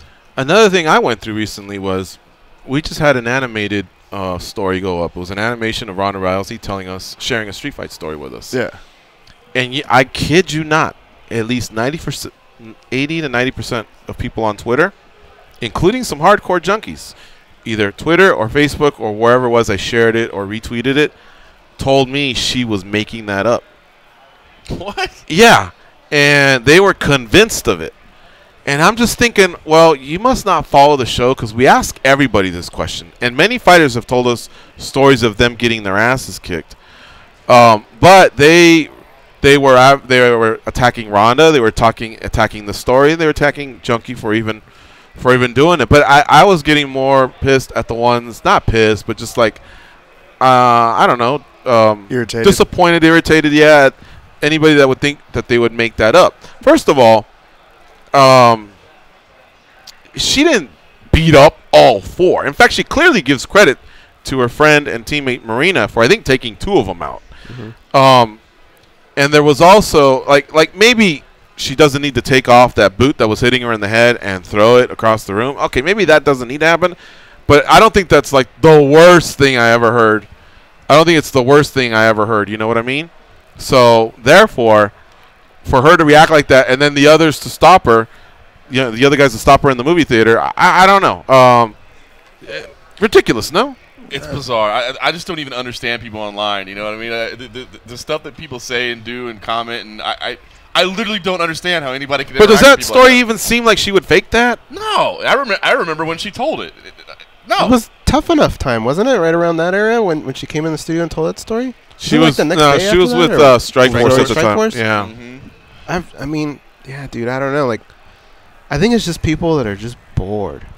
Yeah, it makes no sense because, like, look, if I don't know you, but I've seen your photos everywhere. Like, if you talk about Messi or if you talk about like Stipe, let's put it right there. Stipe, I have no idea who he is. I've seen him in my life one time, and that was like through a glass, deal when I was in the PT at the Ultimate Fighter Performance Institute, or the UFC Performance Institute. Anyways, I don't know anything, so anything he says to me, I have to believe because I don't know anything about him. If he told me he spoke Spanish and I looked at him and then I was like, well, speak it to me, and he says no, then I could kind of be like, all right, I don't really know. But if he says off one phrase, then I'd be like, okay, he might know Spanish. Like, that's it. Like, I can't I don't know his life. I don't know what he did for the past 20 years. I don't know 30 years, however old he is. Well, more than anything, Julian, I felt like it was guys that just couldn't handle hearing a story about a girl that beat up guys. Like they just had this uncomfortable feeling. Mm-hmm.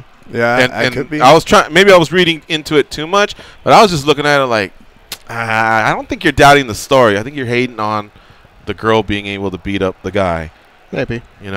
But, Ronda is an Olympic caliber judoka. I mean, Did come she on, say man. the size of the guy? I hate talking about this. Didn't she just fight for a world championship like a week ago? But even if a guy were to attack her on the street, you don't think she's gonna at least go boom, boom, boom, boom, boom? That's what she was describing. It was just like boom, boom, boom, boom stuff. And she didn't say the other guys were martial artists or fighters. It wasn't anything unbelievable. And in the end, I think she said she may have hip tossed someone. That's not that impossible to do for an Olympic caliber judoka against the guy. She didn't say if the guys were 230 pounds or 6'7". It could have just been she was like, I was just swinging and dropping fools left and right. Then you go, oh hold on, slow down a little bit. It really bothered me that they reacted that way. Okay, I buy that. Yeah, I was like, man, y'all are hating. And also, you got to remember when it comes to like street fights, and I've seen it many times because I worked in the bar scene, that these guys would literally get in a fight and kind of like look for their way out. They like say you talk your trash or whatever, and then all of a sudden some action happens and you get hit, you'll cower away. Like most of these guys that do that, they're the talkers, and when they get hit, they cower away. So maybe they went in and these girls like Ronda held her own, hip tossed one guy, threw him on the ground. That dude was like, "Oh no, I don't want to deal with you," and then like kind of ran off, and his friends just followed through. And these guys could be 150-pound kids, or not kids, but guys, or even lighter than her. And when they have no experience in martial arts, it's scary whenever you have somebody that knows what they're doing. You ever had problems at TopGolf? Are you the cooler over there? Like, do they turn to you?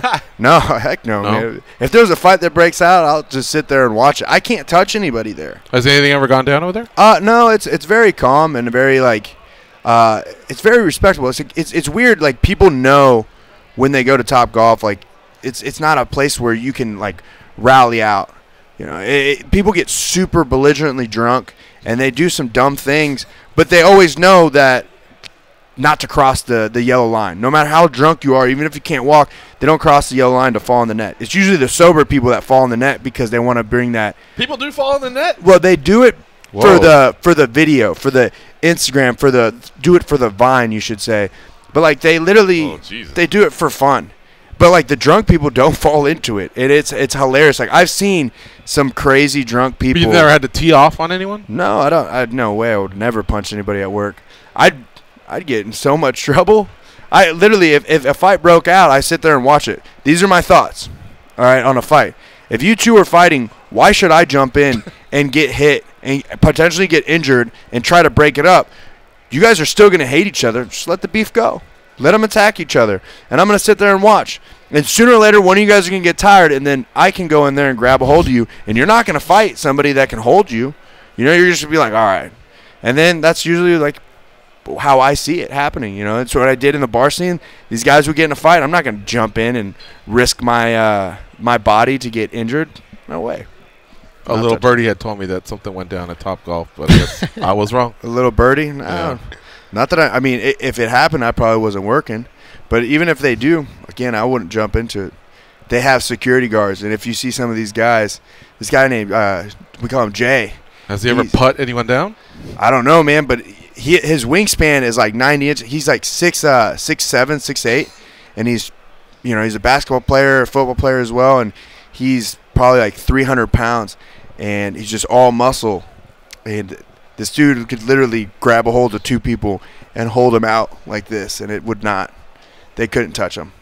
It's like that little kid. When you're a child, like your father would put their hand on their head, and you're trying to swing at him, and you couldn't reach him. That's like how he is. But he doesn't do anything. He doesn't do anything like that, I should say. But he has the potential. If he wanted to, he could do that. But everybody's real cool at TopGolf. All right, let's go back to the calls here. Cateside Nick, what's up, Cateside Nick? How you doing in Arizona? It's Ben from New York. Oh, hi Ben. Hi Ben. How you doing? Yeah. How you been? How you guys doing? Good. I got another Cuban nickname for you. The Cuban sandwich. The Cubans. That's a good. That's fucking rough. You had to bring that up right now. It's such a delicious. Yeah, it's such delicious. He said sandwich. Sandwich. He's sticking with the golf theme. I thought. Did sandwich. He say sandwich? I thought you said sandwich because I'm hungry. He did. I was trying to help you out. Oh, there you go. All right. I like it. Yeah. So I was also. You guys were talking about snacks and stuff on the break, and somebody mentioned Oreo cookies. Oh, yeah. They made Oreo, what was it, Pop Rock and Oreos. They put them together. Yeah. What? And I got this. I haven't tried them yet because I had a bad experience with Pop Rock. One got up in my nose. Yeah, wasn't cool. Yeah, it's pretty. That doesn't sound good, but. No, don't worry. I wasn't snorting them or anything. I wasn't doing anything stupid like that. But are you sure? Because gravity doesn't really work that way. Yeah, you just kick your head back. Unless you were upside down eating Pop Rocks, how the fuck does one get up your nose? I don't know. It was like 15 years ago or just something threw like his that. head back. Missed his mouth. It was bad. But no, yesterday when was it Pat Worley, I think it was. I can't remember his last name. Groin kick guy. But yesterday he said he was homeschooled, and that actually made him a lot like him more because I was homeschooled too. And that's one of my favorite things about MMA is that the fighters are more accessible, and I find them easier to connect with on that aspect because you can get more personal with the fighters at least. No question about it. That's the thing that a lot of people love about this sport, man. You know, the guys and gals that are involved in it are very accessible, very cool people, you know what I mean? Versus, I know, like, our editor-in-chief, Dan Stupp, he used to work in Major League Baseball. He worked for the Cincinnati Reds, and, you know, he would talk about kind of the spoiled brat attitude of the baseball players and stuff. So, yeah, I think that's one of the things that makes this sport so great, honestly, are the people that are involved in it. Thanks, Ben, for the call. Yeah.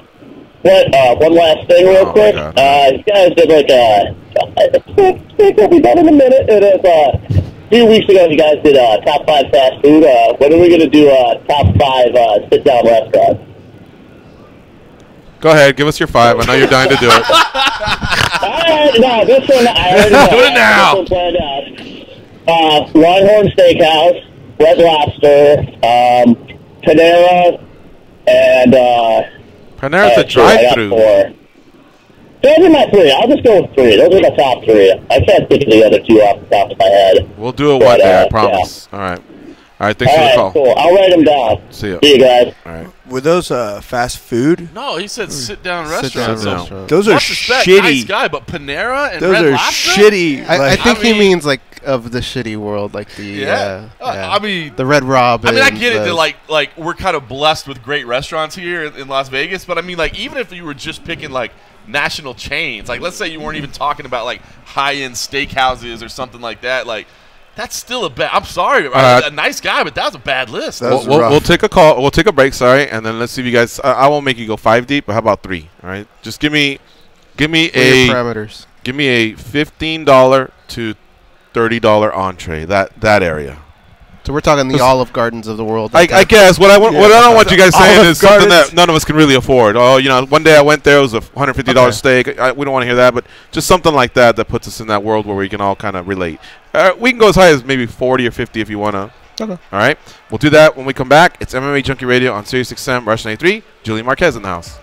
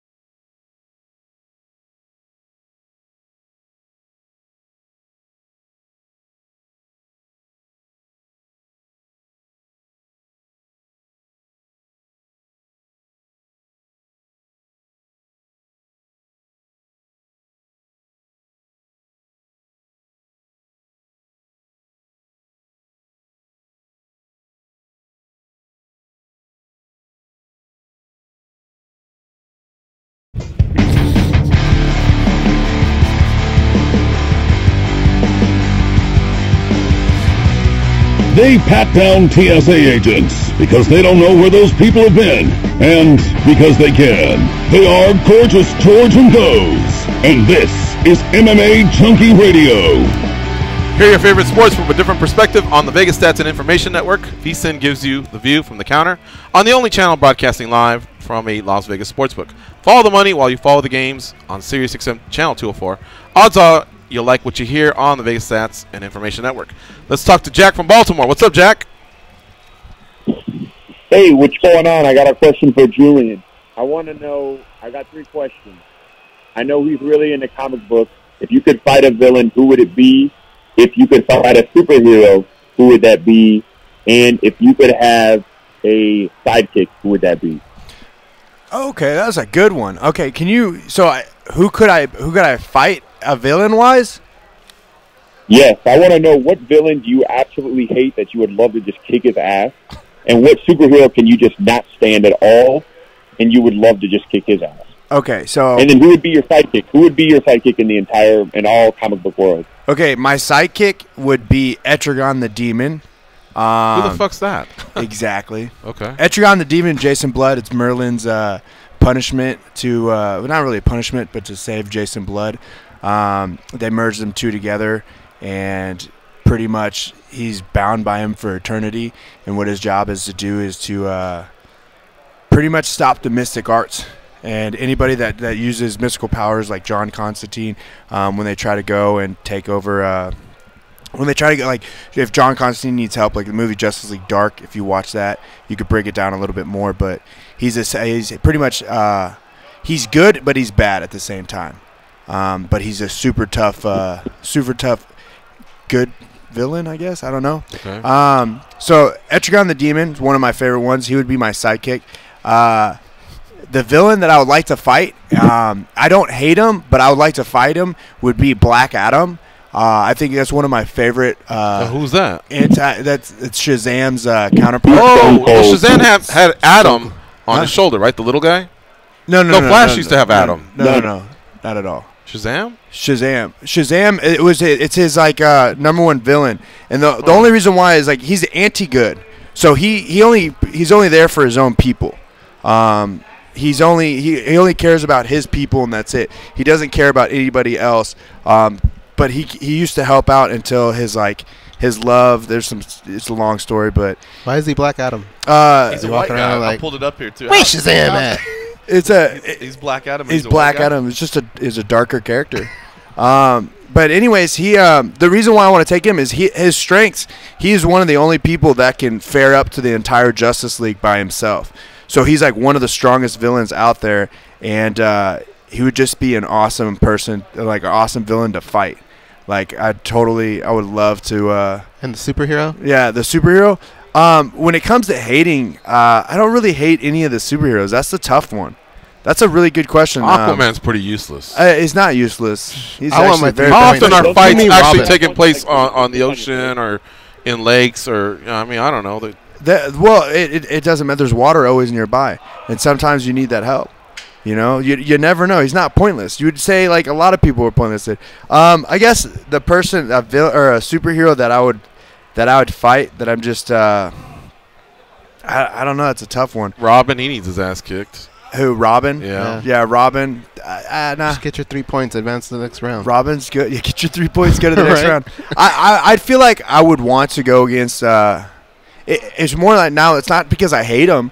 It's because I just want to see what it'd be like to compete against a good person like Batman. I don't hate him at all. I love him, but I like to see it because he's a mind that you fight. You know, so each person that I fight. Say what? Did Batman kick your ass, dude? Dude, chill out. I actually am Batman, so I could beat myself. I don't think you know about comic books as much as I do, and I know that Batman would beat you up. What about Robin? Had he said Robin? Who would win between Robin and Julian Marquez? Julian would take him. Robin, which Robin though? The one that accompanies Batman. You thought that was talking about Howard Stern's buddy? Come on, Jack. No, there's a lot of Robins. Yeah. There's Damon, Dick Grayson. Jason Todd. Well, Dick Grayson is Robin, right? That's what I mean. Like, Him as Robin. Some of them are a little bit more badass than the others. Probably the most dangerous one. Would you agree the most dangerous Robin would be? It would be Dick Grayson. No, it wouldn't be Dick Grayson. It would be this Jack guy's robbing us of some time. Let's get to the restaurant stuff. Let's go. Right? We'll switch it up. All right. Thanks what are your top 3, John? Well, we're going at the $15 to $25 price range. We said 40. I didn't know. Okay, so I was gonna say, can we do Texas Day Brazil for lunch? Damn it, you took mine. But for lunch, you got to go for lunch. Yeah. Dinner's too much. Dinner's too expensive for me. They sit at $30 for the Friday. I know. I was working lunch. under like 15 to 25. But Dinner's too expensive for me. But I'm with you on Texas Day Brazil Brazil lunch. Right. This is spontaneous, so we can copy each other a little bit. B-Dubs is my home away. That's my spot. But with my frosty beverages, sometimes it gets a little bit over that $50 mark. But I'll always go to B-Dubs. I will say back home, the place I used to work, Abuelo's. It's a chain, not a huge chain. Yeah, Abuelo's is good. But it's damn good. I used to work there. And you know what? It's a big chain, and I'll probably get hated on since I'm a Texan.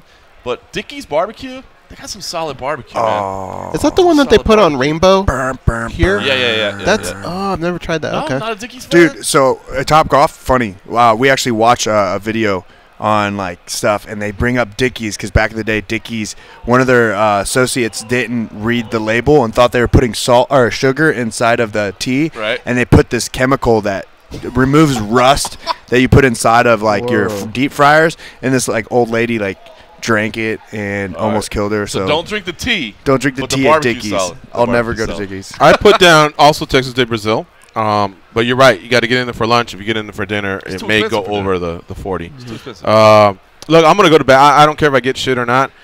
I'm not saying the whole menu's good, but when you go to Red Robin, just get the bonsai burger or the chicken teriyaki burger. They're pretty good. Their steak fries are unlimited. Simple, and it's not gonna break the bank. Black Bear Diner. If you're a breakfast guy like I am, go there, man. They have some real big, hearty breakfasts. I know it's not a dinner or a lunch. I'm sure they have stuff, but just go there for breakfast in the morning. You'll really, really dig it. And they're starting to sprout all over, at least the West Coast. I've seen plenty in Cali and in Vegas. I'm sure Red Robin's national chain, Texas Day Brazil. I went to one in Memphis. I know there's one in Texas. I know there's one in Cali, and there's one in Vegas. So good enough. Get to one of those. Goes. I went Cheesecake Factory. I think I ordered a number 120 from their menu last week. Grimaldi's. And Grimaldi's solid. Texas Roadhouse. What's that? That's pretty good. It's that's a good. That's a good one. Steak. What would you compare it to? It's like a mid-range like an Outback steakhouse. or Yeah, it's like Where's that at? That's the place There's one where in you can Menifee, throw there's some in peanuts on the Texas. ground, right? Yeah, that's the place you can That's throw peanuts on the ground. And then if it's your That birthday, has they to put go you on in. a saddle. Okay. Yeah. What about you? Me. Okay, so one, I'll go with Buca de Pepos. Oh, because I do There's love one at the Excalibur. I like that. But I just like the Italian food. It's delicious. You can't go wrong with it. Then if we're going with like breakfast that I can go every day. Back in my time, it was called IHOP. Now it's IBOB. IHOP. So That's so ridiculous. So I love. You'll like Black Bear Diner more than IHOP. I had or Black Bear IBOB. Diner. I do like it. Really? But I just never heard of it unless I was here. I'm trying to go with international. Okay. You know, I live right down the street from Black Bear Diner. Okay. And then have you had the Grizzly? Huh? Have you had the Grizzly? No, I haven't. It's good. I was on a diet, so I kind of had to eat my own eggs and fruit and The But egg anyways, whites. All right. and then Granite City would be another one. Never heard of that. It's actually in it's all the Midwest area, all the way up to having Colorado and everything, and that's not Midwest, but it still goes up that high. What is that? It's like you can get a lot of different stuff. It's a microbrewery, so they make all their own beers there. And they have complimentary, not complimentary. They have their own food that they make from scratch there. So all their pastas they make there from scratch. They bring out bread, and it's just bottomless bread, loaves of bread. It's like a little, I want to say like a four-star diner. You could be fancy in there, but you can get a legit burger or a legit steak or a legit pasta. It's just mixed food, but you're more for the. I would say their microbrewery, their own brews or beers that they make. Their porters, their stouts. Very, very delicious. I don't drink anymore, but if you guys do, go Danny to Okers, did you say something? I'm going to have a lot of copies at this point. I got to go with IHOP for breakfast stuff, because you can get it any time of the day or night. Do they have Black Bear where you're at? No, I've never heard of that before. Okay, what's next? I really wanted to go with B-Dubs, because I like hot wings a lot. What a copycat. This guy's stealing everybody's. What's the next one? And then I was going to do you guys have Red Hot and Blue? Oh, no. We don't, but I've seen that before. What is it? Yeah, just American it's basically just like it's barbecue, but it's not like it's a chain of barbecue, so it's not like the best barbecue, but you can always what you're going to get when you go there. But if that one doesn't count, then I would do Texas Roadhouse, just because you get to throw peanuts on the floor. All right, let's jump back on the call. Wait, we have one more break or no? We do have one more break. Gotta take it then. You're listening to MMA Junkie Radio on Sirius XM Rush 93. Stay close. We'll be right back.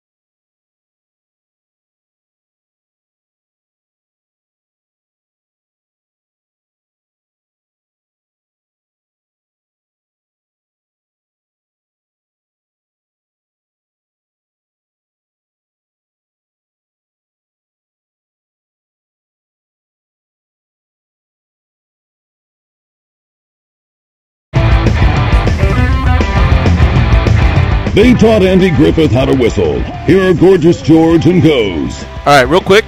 This is Julian Marquez right here. The Cuban Missile Crisis 7-1 overall. He's finished all of his fights, 6 by KO, 1 by submission. He has Alessio Di Chirico, on July 6th at the Tough 27 finale. Check it out. He comes into the studio a lot. He's become one of our favorites. Support him, Junkie Nation. Give him a follow on Twitter at JMarquezMMA. Also, I wanted to see if we could take Ben real fast, because he's real quick with his calls. Ben in New Zealand, what's up? Hey, Gigi, gonna be real quick, though. Here's what I was gonna ask then. You know this question about that was on the daily debate last week about whether DC would be the champ if he became 2-division champ. The GOAT. At light heavyweight and heavyweight. Went heavy and beat Stipe, who's maybe probably the greatest heavyweight in UFC history. I guess I want to ask whether I always factor in. I don't want to disrespect you, Ben. Hang on a second. I mean, we all do. Hang on a right? second, Ben. Ben, I don't want to disrespect you. So what is the? Huh? I don't want to Just disrespect hold on for you. a second. Let me put you back on hold because I really want to answer your question, and I don't want to rush you. All right? Can you hang on a second with me? Sure. All right. That was all the lie. We really have to do the daily debate before the show ends. So here we go. Here's the question: if you could only own one, which piece of MMA memorabilia would you want? Here are your choices. Art Jimerson's glove. He's the guy that wore the one boxing glove versus Royce Gracie in UFC 1. Kazushi Sakuraba's mask, the very popular Japanese fighter who is inducted in the UFC Hall of Fame last year. Rampage Jackson's chain, I think we all know that one. And McGregor's FU suit. Goes? I ended up going with Sakuraba's mask. He's one of my favorite fighters, and it was just this moment in mixed martial arts I thought was so cool when he came out with the other two guys. So give me his mask. All right. John Morgan. I'm going with the glove, baby. Give me Art Jimerson's glove. I mean, that's Iconic. history. Not only is it, like just something kind of cool that reminds you of a person or what. I mean, that to me that's history right there. Give me Art Jimerson's glove all day. I have Julian? the same as him. Yeah. That's like when I was watching like MMA. That's when it came out, and when everybody's still wearing their gis, their wrestling shoes, everything. He was the one that came out and showing like, hey, I'm still a boxer. Right. I love that one. I think all the fans are going to pick Conor McGregor's suit because that's what majority of the people see is him, and they like it. But I think the actual fans will go back in time. It's funny because this was Goze's question, which a fun question. And as I was reading the options that he laid out there, I thought the same thing in my head. I was like, I bet all the fans are going to say the suit. Well, I was going to put Fedor's sweater in there, but I thought everybody would take that one. Ooh, that'd be a good one. That would have changed everything. I thought everybody Rampage's chain is pretty cool, but you almost feel like you can just get down one. to Home Depot. Like, how could you convince someone that that's the real thing? Yeah. If Sakuraba took his off and just gave it to me, that'd be pretty cool. I was gonna say Art Jimerson's glove as well. I as much as I like to be a contrarian, I can't. I feel like the FU suit, like you'll just see a lot of those out there. I mean, I don't know. There's, I think he's even said he's gonna get into that line of doing it if he's not in it already, and it just wouldn't be as original as having that one glove. Yeah, you know what I mean. It doesn't fit me though, that suit, so I would never wear it. Yeah. I saw some people say Cowboy Cerrone's hat should have been on there as an honorable mention. Oh, that would be. I mean, he's had several of them over the years. Alistair's hammer was a pretty cool one. Good one. Fedor's sweater would have been a cool one. All right. So thank you to we're gonna Sirius XM. We're leaving you, but we're still gonna do some overtime. What were the results? Oh, the results. That's right. The results of they were right. 52% for Conor McGregor, 28% for Rampage, 13% for Kazushi Sakuraba, 7% for Art Jimerson. Sirius XM audience, you get more additional combat sports programming. The rest of you head on over to Facebook and YouTube. We're going to do a couple minutes of overtime. Get those stakes up higher. There's 1,000 pretty women waiting out there. They're all living the devil may care. And I'm just a devil with love to spare. So viva Las Vegas. Guys, clear for overtime. All right, back to Ben from New Zealand. Sorry about that, mate. Now you can ask your question and we can answer it appropriately. Yeah, I'll try and make it as simple as possible. When we would talk about how great Ronda Rousey was versus someone like, say, GSP, we would say, well, Ronda's division was very shallow, right? And so we have to handicap her for that.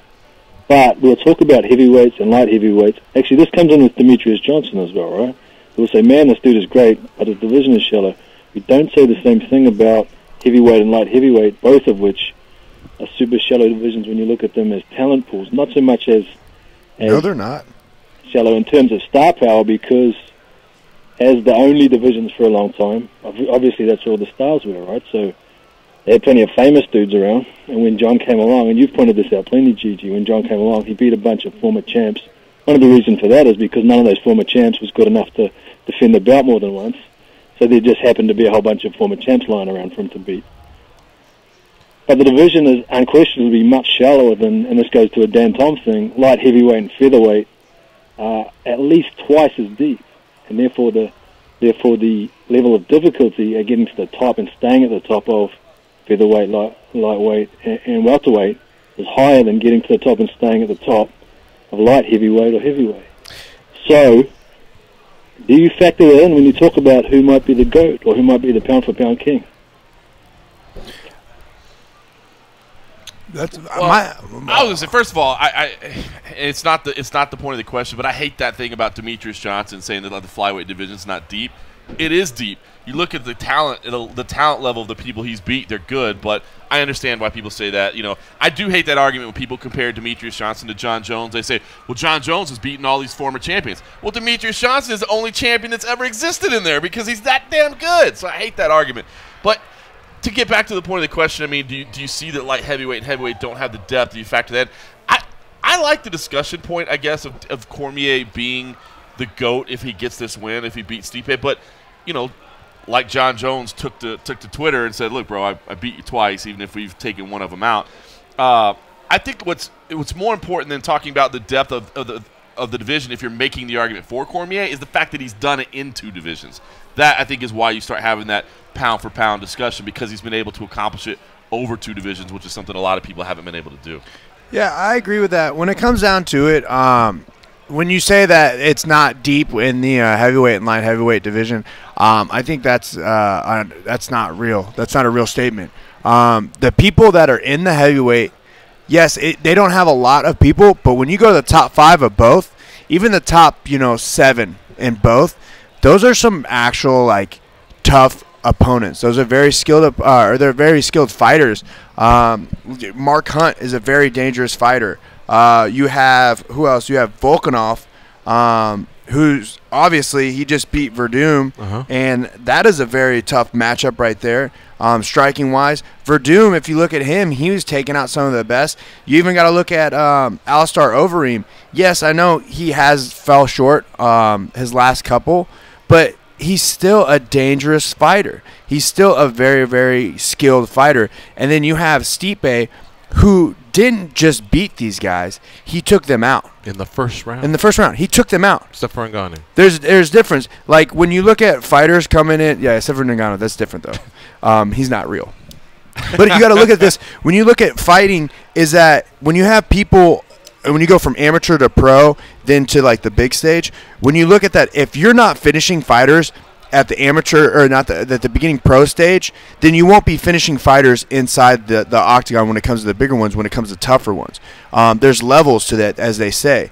So Stipe's at the very top, and he's finishing these people that are high in levels. Same thing as Daniel Cormier. He's fighting these guys. Yes, he lost to DC, or he lost to John Jones, but he has taken out some very, very dangerous fighters in his way. Again, he beat Rumble.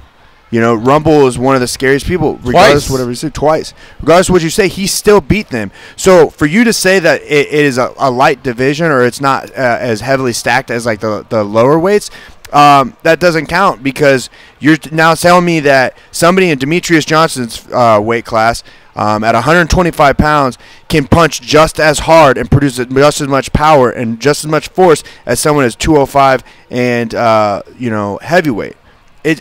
You have a lot of factors that come to that. So to answer your question, if Daniel Cormier wins, will it give him the consideration of being the GOAT? He's got to be considered, I think. He can be considered. He can be considered in other people's eyes, but in my eyes, he will not be the GOAT. Let me rephrase this. I think he should be up for the discussion. He could be discussed. And there's others that say nope. And I think you need to present him along with GSP and Anderson and John Bones Jones and DJ. And then at that point, it's still subjective, guys. Nobody's right and nobody's wrong. No. But I believe he hits a lot of check marks in terms of what you look for in a great champion. What I would say is that he absolutely is in the discussion. But let's say you're turning in your voting, pick the 5 greatest of all time. I just don't see how you put him in the #1 position. You know what I'm saying? Is it an amazing Hall of Fame, legendary career? Is it one of the greatest careers of all time to have accomplished this over 2 weight classes and beat some of the scariest guys out there over 2 weight classes? Absolutely. But I just don't see that you could pencil him into that #1 slot. Whose would your be? To me, it's either John Jones or Demetrius Johnson. Okay.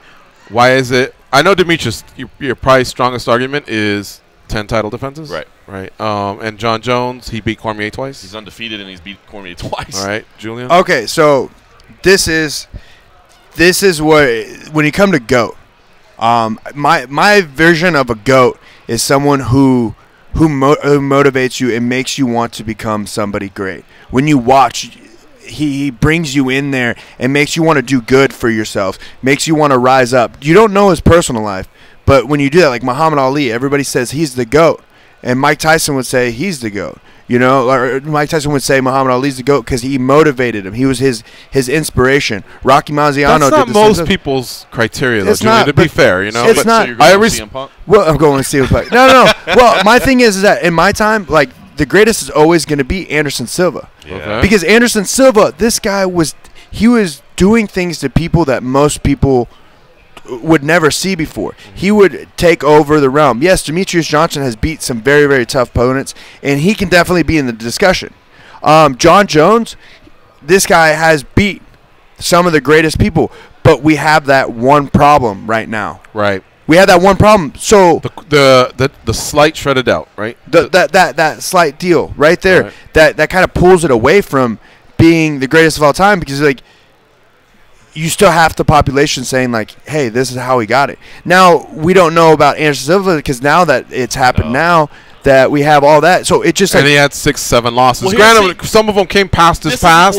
He did have 10 title defenses. That's the thing that I think does make the argument so hard when you have guys that are still fighting. Because what if John Jones comes back and then he hangs on when he's 40 and he loses 6 in a row? Or what if Demetrius Johnson, loses it one day but he sticks around because he needs you know what I mean? Like Anderson, like had Anderson stopped, after he beat Bonner, or maybe even like after he lost to Weidman, you just go, well, that's the new generation, and that's the only guy that ever beat him. You know what I mean? Yeah. Then you're still like, wow. But I'd give him that on the Bisping loss, but I wouldn't give him that on the Weidman loss, because all we can say is he was clowning. It looked like he was going to take Weidman out, but he was clowning. Well, but he lost. Right. He did lose that fight against a #1 legit contender. And then as far as Jones, I don't mean to strip him down or anything, but he beat these former champions. It was pretty cool back then. But since then, those former champions have lost to a lot of guys as well.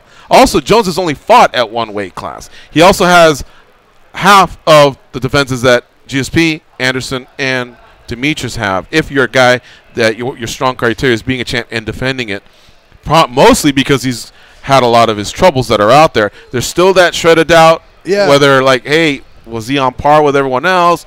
Who knows? I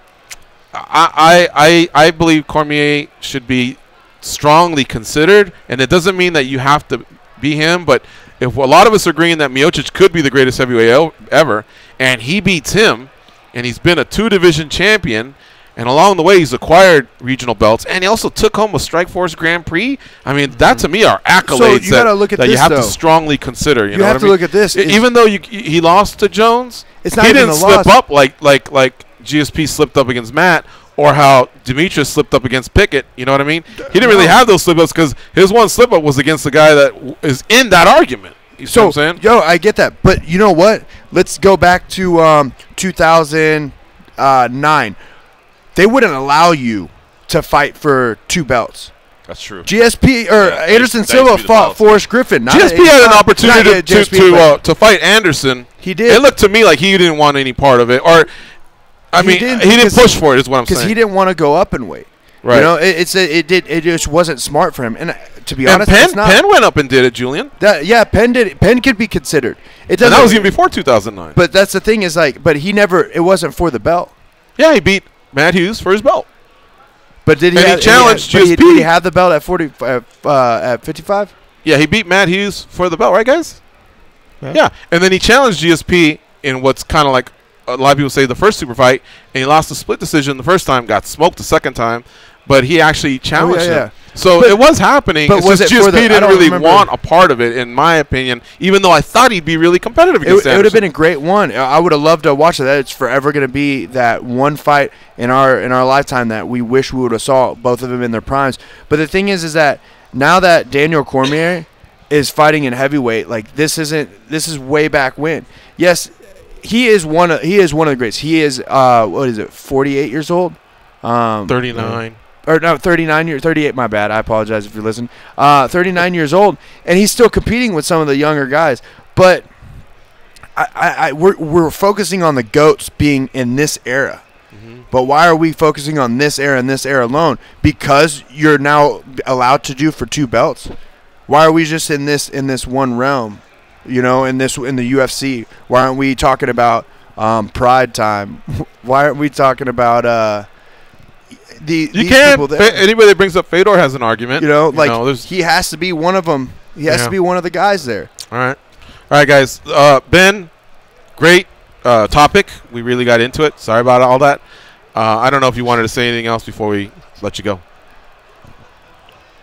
No, that's it. I mean, I'm glad this is an overtime, because I know a lot of fans don't like the pound for pound and good discussions because they get frustrated because there is no real answer. But what I fucking love it, and this is exactly why, because of this passionate discussion. I love what Julian was saying about how his vision of greatness is how much they inspire you. Greatness is not an objective thing. So I love it. I love it, man. And the other thing I want to say is Peru, I'm sad for Peru, man. So sad for Peru.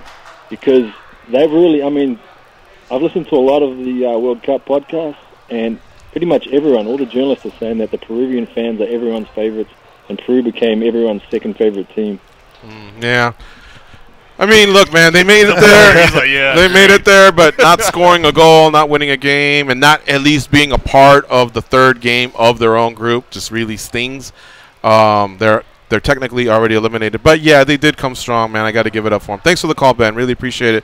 Let's do one more. Brandon in Louisville. What's up, Brandon? Hey, guys. Thanks for staying late. Take my call. Yep. Some quick cleanup here. John Morgan, I apologize. Yesterday I did leave off a nickname. That is the Once and Future MMA Journalist of the Year. Oh, I like that. MMA Journalist of the Year. We'll add that to the list, bro. Julian, I'm only 8 days away from seeing Taylor Swift in concert. I have an extra ticket if you want to fly to Louisville. I wish I could right now. I got my fight to worry about, but I soon will be out there to watch it. Play it loud.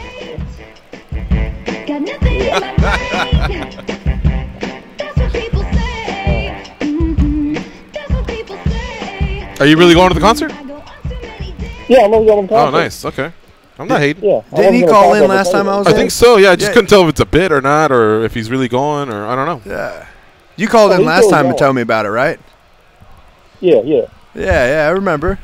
All right. What else, Brandon? Sit-down restaurants. How many are we doing? We're doing 3, 5? 3 is good. 3? Waffle House? Oh. B-Dubs? Olive Garden. He went 1 for 3 on that one. He went. Hey, them breadsticks aren't bad, man. Right. Tour of Italy, I've smashed a few of those. The boy said Waffle House. We can all agree that did not need to be included, Dude, right? I mean, listen, when I was like a 17-year-old, like hungover, drunk idiot, Waffle At House. 4 a.m.? Yeah, that was down. But now I'm a All right, grown-ass Brandon. man. I ain't doing no Waffle House. Thank you, Hey, Brandon, Brandon, for the real call. quick. Oh, is Brandon still on there? Yeah. Hey, I just want to give him a shout real quick. Thanks for that barbecue sauce you dropped off. I put it to good use last week, and I've been trying to get thank you, but your calls have been short from when you were calling in, and even though you didn't say hi to me on the last couple ones, I still owe you, brother. That was really good sauce, man. Thank you. I said hi to you first and foremost yesterday. What? I love it. Thank you so much. Just want to thank you for it. All right. Yes, not a problem. Julian, help me out with something here. Thank you, Brandon, for the call. How's this fight end at the Tough Finale 27? You versus Alessio De Chirico. Man, I don't pick out how it's gonna end. I can't tell you.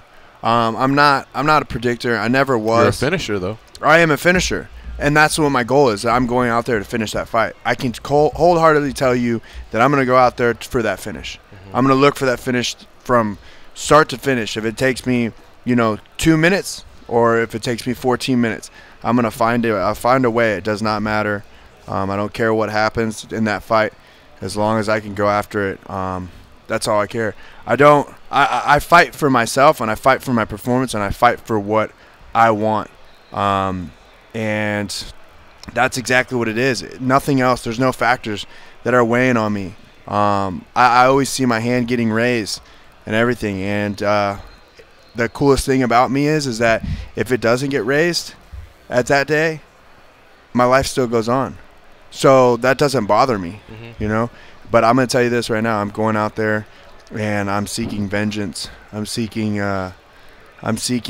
to put my name out there to get a leg reach in the UFC on the deal where it says Julian Marquez leg reach, for people to know who I am.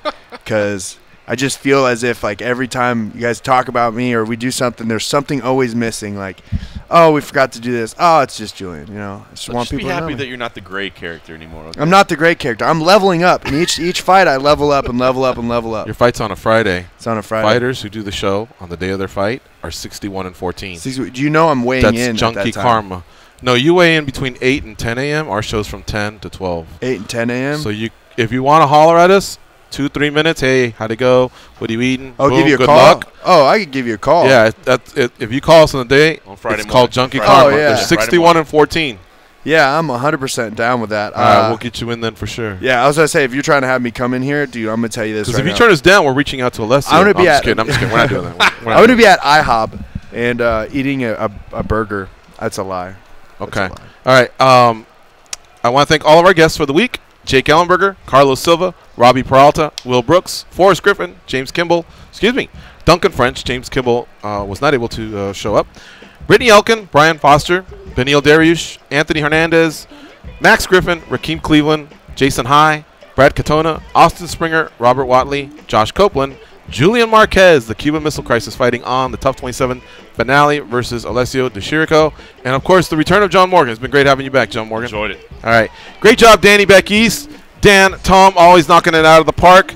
Goes, our outstanding co-host. And, of course, I took it to another level. I was fantastic. We are out of here. I think we covered it all, Goes? Yeah. Quick note on the way out. It looks like Lyoto Machida is headed towards Bellator MMA. I guess we'll react to that next week.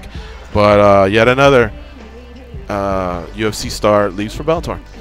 All right, folks, enjoy your weekend. Keep it locked on MMA Junkie throughout the weekend. We have the UFC Singapore card later tonight, early Saturday morning. Check that out. And, of course, check out the coverage that leads up to the biggest fight of the week, the biggest fight week of the year, International Fight Week coming up here in a couple weeks. We're out of here. Go out there and be a champion.